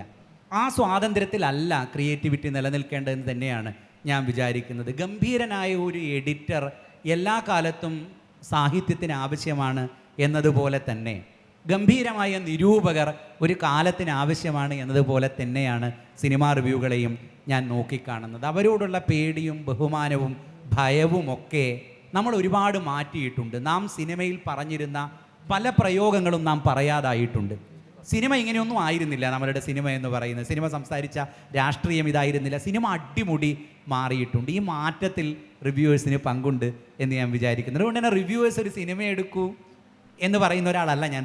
റിവ്യൂവേഴ്സായിട്ട് തന്നെ തുടരും എന്നും, റിവ്യൂവേഴ്സ് പരിഹസിച്ചും റിവ്യൂവേഴ്സ് കൈയടിച്ചും റിവ്യൂവേഴ്സ് താങ്ങിയും തലോടിയും ഒക്കെ ചീത്ത പറഞ്ഞും ഒക്കെ മുന്നോട്ട് പോകട്ടെ. നാളെ പ്രേംപാറ്റയെ കാത്തിരിക്കുന്നതും ഇത് തന്നെയാണ് എന്ന പൂർണ്ണ ബോധ്യത്തോടു കൂടെ തന്നെയാണ്. നാളെ ഇത് അങ്ങനെ ഒരു ട്രോളൊക്കെ ആയി മാറിയേക്കും. അപ്പോഴും ഞാനതിനെ സ്വാഗതം ചെയ്യുന്നുണ്ട്. ഞങ്ങൾ സൃഷ്ടിക്കുന്ന കലാസൃഷ്ടി മോശമാണ് എങ്കിൽ നിങ്ങൾക്ക് ഞങ്ങളെ കല്ലെറിയാം എന്ന് തന്നെയാണ് പറയുന്നത്. കല്ലേറ് കണ്ടു ചിലപ്പോൾ ഞങ്ങൾ കരയുമായിരിക്കും. അപ്പോഴും ആ കരച്ചിൽ കുറേ കൂടെ മെച്ചപ്പെട്ട ഒന്ന് ഉണ്ടാക്കണമെന്ന തിരിച്ചറിവിൻ്റെ കരച്ചിൽ കൂടിയായിരിക്കും. അങ്ങനെ ഒരു കരച്ചിലില്ലാതെ ഏറ്റവും മനോഹരമായൊരു പ്രേമപ്പടം ഞങ്ങൾക്ക് ഉണ്ടാവട്ടെ എന്ന് ആഗ്രഹിക്കുന്നു, വലിയ പ്രതീക്ഷിക്കും. എൻ്റെ ചോദ്യം, കുറച്ച് കാലമായിട്ട് അല്ലെങ്കിൽ കുറച്ച് ദിവസങ്ങളായിക്കൊണ്ട് നമ്മൾ ഇപ്പം സിനിമയും രാഷ്ട്രീയവും പറഞ്ഞു. സിനിമ എന്തായാലും ഒരു പൊളിറ്റിക്സ് സംസാരിക്കും. ഒരു കൊമേഴ്ഷ്യൽ സിനിമയാണെങ്കിൽ ഒരു പ്രേമത്തിൻ്റെ പൊളിറ്റിക്സ് സംസാരിക്കുന്നത്. ഈ സിനിമയും രാഷ്ട്രീയവും എന്ന് പറയുന്നത് എപ്പോഴും ഒരു കോൺഫ്ലിക്റ്റിംഗ് ആയിട്ടുള്ളൊരു ചോദ്യമാണല്ലോ. പ്രത്യേകിച്ച് ഈ ഇടെ ഉണ്ടാവുന്ന കുറേ വിവാദങ്ങൾ, ഇപ്പോൾ രജിഷ വിജയനുമായി ചേർന്ന്, ഗീതു മോഹൻദാസായി ചേർന്ന്, എന്തിനാ നമ്മൾ ജുനൈസ് അഭിനയിച്ച പണിയിൽ വരെയുള്ള കുറേ പരാമർശങ്ങളൊക്കെ ഉണ്ടായി. യഥാർത്ഥത്തിൽ പൊളിറ്റിക്സ് സിനിമയ്ക്ക് ബാധ്യതയാവുന്നുണ്ട് എന്ന് വെച്ചാൽ ഒരാളുടെ വ്യക്തിപരമായ രാഷ്ട്രീയവും അതിനപ്പുറത്തേക്ക് സമൂഹത്തിൻ്റെ ഒരു രാഷ്ട്രീയവും നമ്മൾ കൊടുക്കേണ്ട ഒരു മെസ്സേജ് എന്നൊക്കെ ഉള്ളത് യഥാർത്ഥത്തിൽ ആർട്ട് എന്നുള്ള രൂപത്തിൽ സിനിമയ്ക്ക് ഒരു ബാധ്യതയാവുന്നുണ്ടോ? ആരോടാണ് ഈ ചോദ്യം? ആരായാലും കുഴപ്പമില്ല എന്നുള്ളതാണ്. ലജിച്ചേട്ടൻ പറയുന്നു. അതിന് ഒരൊറ്റ കാര്യം കൂടി ഞാൻ ആഡ് ചെയ്യാം. ഇത് ബാധ്യത ആവുന്നുണ്ടോ എന്ന് വെച്ചാൽ പൂർണ്ണമായും ബാധ്യത തന്നെയാണ്. ഒരു ക്രിയേറ്റീവ് ആയിട്ടുള്ള ഒരാളെടുത്ത് ഇപ്പോൾ ഏറ്റവും വലിയ വിവാദമായിരുന്നു പിന്നെ കസബ എന്നുള്ള സിനിമയിൽ മമ്മൂക്ക എന്ന ക്യാരക്ടറിൻ്റെ, മമ്മൂക്ക അല്ലല്ലോ പിടിച്ചേ, ആ ഏറ്റവും മോശക്കാരനൊരു പോലീസുകാരൻ ഒരു ഒരു ഓപ്പോസിറ്റ് നിൽക്കുന്ന ഒരു പെൺകുട്ടിയോട് എങ്ങനെയായിരിക്കും പെരുമാറുക എന്ന് കാണിക്കാൻ ആ ഡയലോഗ് അവിടെ പറഞ്ഞേ പറ്റുള്ളൂ. ഞാൻ പറയുന്നത് അങ്ങനെ ഇപ്പോൾ ഗീതു മോഹൻദാസ്, ഞാൻ പറയുന്നത് ഗീതു മോഹൻദാസ് ആ സിനിമയിൽ ഗീതു മോഹൻദാസിനെ വിമർശിക്കേണ്ടതില്ല എന്നാണ് ഞാൻ പറയുന്നത്. ആ ക്യാരക്ടർ യാഷ് ചെയ്തിട്ടുള്ള ക്യാരക്ടറിനെ ഇൻട്രൊഡ്യൂസ് ചെയ്യാൻ സ്വഭാവവും അയാളുടെ ബാക്കപ്പും ഒക്കെ അങ്ങനെ ആയിരിക്കും. അപ്പോൾ അങ്ങനെ തന്നെ ഇൻട്രൊഡ്യൂസ് ചെയ്യാൻ പറ്റുള്ളൂ. മറ്റേത് രണ്ടും വ്യത്യസ്തമായുള്ള ചർച്ചയാണ്. അങ്ങനെ അവരവിടെ പറയാൻ പാടുണ്ടോ ചോദിച്ചാൽ അങ്ങനെ അവിടെ പറയാൻ പാടില്ല. കാരണം പാർവതി അത് ഈയിടെ ഒരു സ്റ്റേജിൽ പറഞ്ഞിരുന്നു. പാർവതി തിരുവോത്തിൻ്റെ മറ്റൊരു സിനിമയിൽ ഈ സ്റ്റേറ്റ്മെൻറ്റ് മൊത്തം നടത്തിയിട്ട് അടുത്തൊരു സിനിമയിൽ പോയിട്ട് അഭിനയിച്ചിട്ട് പൃഥ്വിരാജിനോട് ചോദിക്കുന്നത്, മൈ സ്റ്റോറി എന്നുള്ള സിനിമയിൽ പാർവതി തിരുവോത്ത് ചോദിക്കുന്നത് എത്ര ബക്സിനാണ് ഇവളെ ഇതിനെ എത്ര യൂറോയ്ക്ക്. താമർ പറഞ്ഞ അഭിപ്രായം തന്നെയാണ് വ്യക്തിപരമായി എനിക്കുള്ളത്. ഒന്ന്, രാഷ്ട്രീയമായി നമുക്കുണ്ടാവുന്ന മാറ്റം എന്ന് പറയുന്നത് ലൗഡായി നാം ഉച്ചത്തിൽ രാഷ്ട്രീയം പറയലല്ല ഒരു ക്രിയേറ്റിവിറ്റിയുടെയും ജോലി എന്ന് ഞാൻ വിചാരിക്കുന്നു. രാഷ്ട്രീയ പ്രവർത്തനം നടത്താൻ ഒരുപാടേറെ പ്രതിഭകളായ ആളുകൾ ഇപ്പോൾ ഉണ്ട്. ഇപ്പം നജ്മ തബ്ഷീറ ഇത് ചോദിക്കുമ്പോൾ നജ്മയൊക്കെ ഞങ്ങൾ ഒരുപാട് ബഹുമാനിക്കുന്ന രാഷ്ട്രീയ പ്രവർത്തകയാണ്. ഇത്തരം ഒരുപാടേറെ മനുഷ്യർ ഞങ്ങൾക്കിടയിലുണ്ട്. അവരെ പ്രതീക്ഷയോടെ ഞങ്ങൾ നോക്കി കാണുന്നുണ്ട്. അതുകൊണ്ട് അവർ ലൗഡായി പറയുന്ന രാഷ്ട്രീയം ഇങ്ങേയറ്റത്ത് സിനിമ പറയേണ്ടതുണ്ട് എന്നോ, സിനിമ മൈക്ക് കെട്ടി പ്രസംഗിക്കേണ്ടതുണ്ട് എന്നോ, സിനിമ സാരോപദേശ കഥ പറയേണ്ടതുണ്ട് എന്നൊന്നും ഞാൻ വിചാരിക്കുന്നത്. ഇതൊന്നുമല്ല സിനിമയുടെ പണി. നാം ആരുടെ ജീവിതം പറയാൻ ശ്രമിക്കുന്നോ ആ പറച്ചിലിനെ അങ്ങേയറ്റം ഗംഭീരമാക്കാൻ ചിലപ്പോൾ അത് സംഭാഷണങ്ങളിലൂടെ സാധ്യമാവണമെന്നില്ല. മലയാളത്തിലെ ആദ്യത്തെ ചെറുകഥ എന്ന് പറയുന്നത് മണിയൻ പിള്ള എന്ന് പറയുന്ന ഒരു കള്ളൻ്റെ കഥയാണ്. ഒരു കള്ളൻ്റെ കഥ പറയുമ്പോൾ കള്ളൻ്റെ കഥ മാത്രമേ നമുക്ക് പറയാനൊക്കുകയുള്ളൂ. അങ്ങേയറ്റം മഹാനായ ഒരാളായി നമുക്ക് കള്ളനെ അവതരിപ്പിക്കാൻ വേണ്ടി പറ്റുകയില്ല. ഇപ്പോൾ കസബയെക്കുറിച്ച് പറയുമ്പോൾ കസബയിലെ പോലീസ് ഓഫീസർ വഷളനായ ഒരു പോലീസ് ഓഫീസറാണ്. അയാളെ വഷളന്മാരിലെ എക്സ്ട്രീം ആക്കുന്നിടത്താണ് ആ അഭിനേതാവ് വിജയിക്കുന്നത് എന്നാണ് ഞാൻ വിചാരിക്കുന്നത്. മമ്മൂട്ടിയെ കസബയിൽ കാണുന്ന സമയത്ത് നമുക്ക് അസ്വസ്ഥത തോന്നുന്നുണ്ട് എങ്കിൽ, ഈ മമ്മൂട്ടി എനിക്ക് ഇഷ്ടമല്ല എന്ന് പറയാൻ തോന്നുന്നുണ്ട് എങ്കിൽ, അയാൾ കസബയിലെ പോലീസ് ഓഫീസറായി വിജയിച്ചു എന്നാണ് ഞാൻ വിചാരിക്കുന്നത്. ഇപ്പോൾ പണിയിൽ ജുനൈസും സാഗറും അഭിനയിക്കുന്ന സമയത്ത് അവർ രണ്ടുപേരും തിയേറ്ററിൽ നമ്മൾ ഏറ്റവും വെറുക്കപ്പെട്ടവരായി കാണേണ്ട രണ്ടുപേരാണ്. അവരുടെ ആക്ടിവിറ്റികളിൽ ഉടനീളം നമുക്കവരെ വെറുക്കാനുള്ള സംഗതികൾ ഇട്ടിട്ട് മാത്രമേ സിനിമയ്ക്ക് മുന്നോട്ട് പോകാൻ വേണ്ടി പറ്റൂ. അതുകൊണ്ട് പാർവതി തിരുവോത്ത് മമ്മൂട്ടി അത് ചെയ്യരുതായിരുന്നു എന്ന് പറഞ്ഞതിന് ശേഷം, ഇപ്പോൾ ആമിർ നേരത്തെ പറഞ്ഞതുപോലെ മൈസൂറി എന്ന് പറയുന്ന സിനിമയിൽ പാർവതി അഭിനയിക്കുന്നു, പൃഥ്വിരാജും പാർവതിയുമാണ് അഭിനയിക്കുന്നത്. നിങ്ങളെല്ലാവരും ആ സിനിമ കണ്ടതാണ്. പൃഥ്വിരാജ് ഒരു പെൺകുട്ടിയെയും കൂട്ടി പാർവതിയുടെ മുമ്പിലേക്ക് വരുമ്പോൾ പാർവതി പൃഥ്വിരാജിലെ കാമുകനോട് ചോദിക്കുന്ന ഒരു ചോദ്യം എന്ന് പറയുന്നത് ഇതിനെ എത്ര യൂറോയ്ക്ക് റോഡ് സൈഡിൽ നിന്ന് പൊക്കിയതാണ് എന്നാണ് ചോദിക്കുന്നത്. അതല്ല ഇവിടുത്തെ സ്ത്രീ രാഷ്ട്രീയം. പക്ഷേ പാർവതി തിരുവോത്തിലെ കാമുകി ആ ചോദ്യം തന്നെയാണ് ആ സന്ദർഭത്തിനനുസരിച്ച് ചോദിക്കുക. അത് പാർവതി ചോദിക്കുന്ന ചോദ്യമല്ല, അത് മൈ സ്റ്റോറിയിലെ നായിക ചോദിക്കുന്ന ചോദ്യമാണ് എന്ന തിരിച്ചറിവാണ് നമുക്കുണ്ടാവേണ്ടത്. അതുകൊണ്ട് സിനിമ ഉച്ചത്തിൽ രാഷ്ട്രീയം പറയേണ്ടതുണ്ട് എന്ന ബോധ്യം എനിക്കില്ല. പൊളിറ്റിക്കലി കറക്റ്റായി നമുക്ക് മുന്നോട്ട് പോകുന്നതിന് പരിമിതിയുണ്ട്. ഇതല്ല പൊളിറ്റിക്കൽ കറക്റ്റ്നെസ് എന്ന് തന്നെയാണ് ഞാൻ വിചാരിക്കുന്നത്. ഞാനിതൊരു ഡിസ്കഷൻ ആക്കുന്നില്ല, പക്ഷെ ഒറ്റ കാര്യം, അതൊരു എൻഡിങ് നോട്ട് ആവരുതെന്ന് എനിക്ക് നിർബന്ധമുണ്ട്. കാരണം ഒരു ധാർമ്മികത ഇല്ലാത്തതാണ് കല എന്ന് വരുമ്പോൾ അത് ഭയങ്കര പ്രശ്നമാണ്. കാരണം ഒരുപാട് ആളുകളെ സ്വാധീനിക്കുന്ന ഒരു മാധ്യമമാവുമ്പോൾ അതിൻ്റെ ഒരു കേവല ധാർമ്മികത അത് കാക്കാതെ മുന്നോട്ട് പോകുന്നതിൽ ഒരു പ്രശ്നമുണ്ട് എന്ന് തന്നെയാണ് വ്യക്തിപരമായി ഞാൻ വിശ്വസിക്കുന്നത്. ഇപ്പോൾ ഇൻവെസ്റ്റിഗേഷൻ സ്റ്റോറി പറയുന്നത്, ഇപ്പം നജ്മ ഇപ്പോൾ പറഞ്ഞ പോലെ നമ്മൾ ഒരുപാടേറെ ത്രില്ലറുകൾ, ഇൻവെസ്റ്റിഗേഷൻ സ്റ്റോറികൾ നമ്മൾ കണ്ടിട്ടുണ്ട്, ക്രൈം ത്രില്ലറുകൾ നമ്മൾ കണ്ടിട്ടുണ്ട്. നമുക്ക് ഈ ക്രൈം ത്രില്ലറുകളെ 2 രൂപത്തിൽ അവതരിപ്പിക്കാം എന്നാണ് ഞാൻ വിചാരിക്കുന്നത്. നമുക്ക് ക്രൈം ത്രില്ലറുകൾ അന്വേഷിക്കുന്ന ഒരു പോലീസ് ഉദ്യോഗസ്ഥനിലൂടെയാണ് കഥ പറയുന്നതെങ്കിൽ അയാൾ ഏറ്റവും ബുദ്ധിപരമായി ഇത് തെളിയിച്ച് വിജയിക്കുന്നതാവും ആ സിനിമയുടെ തിരക്കഥാ രൂപീകരണത്തിൽ നാം അടിമുടി സൂക്ഷിക്കുന്ന കരുതൽ എന്ന് പറയുന്നത്. നേരെ മറിച്ച് നാം പ്രതിഷ്ഠിക്കുന്ന നായകൻ എന്ന് പറയുന്നത് സീരിയൽ കില്ലിംഗ് നടത്തിക്കൊണ്ടിരിക്കുന്ന ഒരാളാണെങ്കിൽ അയാൾ എങ്ങനെയായിരിക്കും ഈ കില്ലിംഗ് നടത്തിക്കൊണ്ടിരിക്കുന്നത് എന്നിടത്താണ് നമ്മൾ ഫോക്കസ് ചെയ്യുക. അപ്പോൾ ഒരു കില്ലറെ ഏറ്റവും ബുദ്ധിമാനായ കില്ലറായി നാം അവതരിപ്പിക്കുന്നിടത്ത് നമുക്ക് ഈ നൈതികത സൂക്ഷിക്കാനാവില്ല. അവിടെ അനിമൽ പോലെ ഒരു സിനിമ സംഭവിക്കില്ല. മാർക്കോയോട് എനിക്ക് വിയോജിപ്പുണ്ട് എങ്കിലും അത് മറ്റൊരു ജോണറിൽ മലയാളത്തിലേക്ക് വരുന്ന സിനിമയാണ്. അതുകൊണ്ട് മാർക്കോ പോലൊരു സിനിമ അവിടെ സംഭവിക്കില്ല. അതുകൊണ്ട് സിനിമ ഇന്ന ജോണറിൽ മാത്രമേ നിൽക്കാവൂ എന്ന പ്രഖ്യാപനത്തിൽ പരിമിതിയുണ്ട് എന്ന് തന്നെയാണ് ഞാൻ വിചാരിക്കുന്നത്. തീർച്ചയായും ഇത് പ്രേംപാറ്റയെക്കുറിച്ചല്ല. പക്ഷേ നാളെ പ്രേംപാറ്റയ്ക്ക് ശേഷം ചെയ്യുന്ന മറ്റൊരു സിനിമക്കകത്ത് എനിക്ക് പ്രേംപാറ്റയിൽ സൂക്ഷിക്കുന്ന ഈ കരുതൽ സൂക്ഷിക്കാനാവണം എന്നില്ല എന്ന് തന്നെയാണ് പറഞ്ഞ് അവസാനിപ്പിക്കുന്നത്. Thank you. നമ്മുടെ സമയം ഏകദേശം അവസാനിച്ചിരിക്കുകയാണ്. സിനിമയെ സിനിമയായി കാണുക എന്നുള്ളൊരു വിവേകമാണ് ആസ് ആൻ ഒരു പ്രേക്ഷകർ എന്നുള്ള നിലയിൽ നമ്മൾ കാണിക്കേണ്ടതെന്ന് തോന്നുന്നു. My question is to Ankit Menon sir. Recently, കുറേ മലയാളം സിനിമകളിൽ AI ഉപയോഗിക്കപ്പെടുന്നുണ്ട്. കുറേ അല്ല, ഒരു സിനിമയിൽ മ്യൂസിക്കിന് അവർ AI ഉപയോഗിച്ചിട്ടുണ്ട്. ആൻഡ് വിജയുടെ പുതിയ തമിഴ് സിനിമയായ ജനനായകനിലും അവർ AI ഉപയോഗിക്കുന്നുണ്ട്. So what's your take on AI? Do you think it as a boon or a bane? See, there are some changes which I feel are inevitable. ആ ചേഞ്ചിൽ നമ്മൾ അഡ്ജസ്റ്റ് ആവണം എന്നുണ്ട്. ഇപ്പോൾ കമ്പ്യൂട്ടേഴ്സ് വന്നപ്പോൾ കുറേ ആൾക്കാർ ദേ പ്രൊട്ടസ്റ്റഡ് അഗെയിൻസ്റ്റ് കമ്പ്യൂട്ടേഴ്സ്, അവരുടെ ജോലി പോവും. But it made the world a different yet better place in a way. അപ്പോൾ AI I think it's inevitable, it is going to come.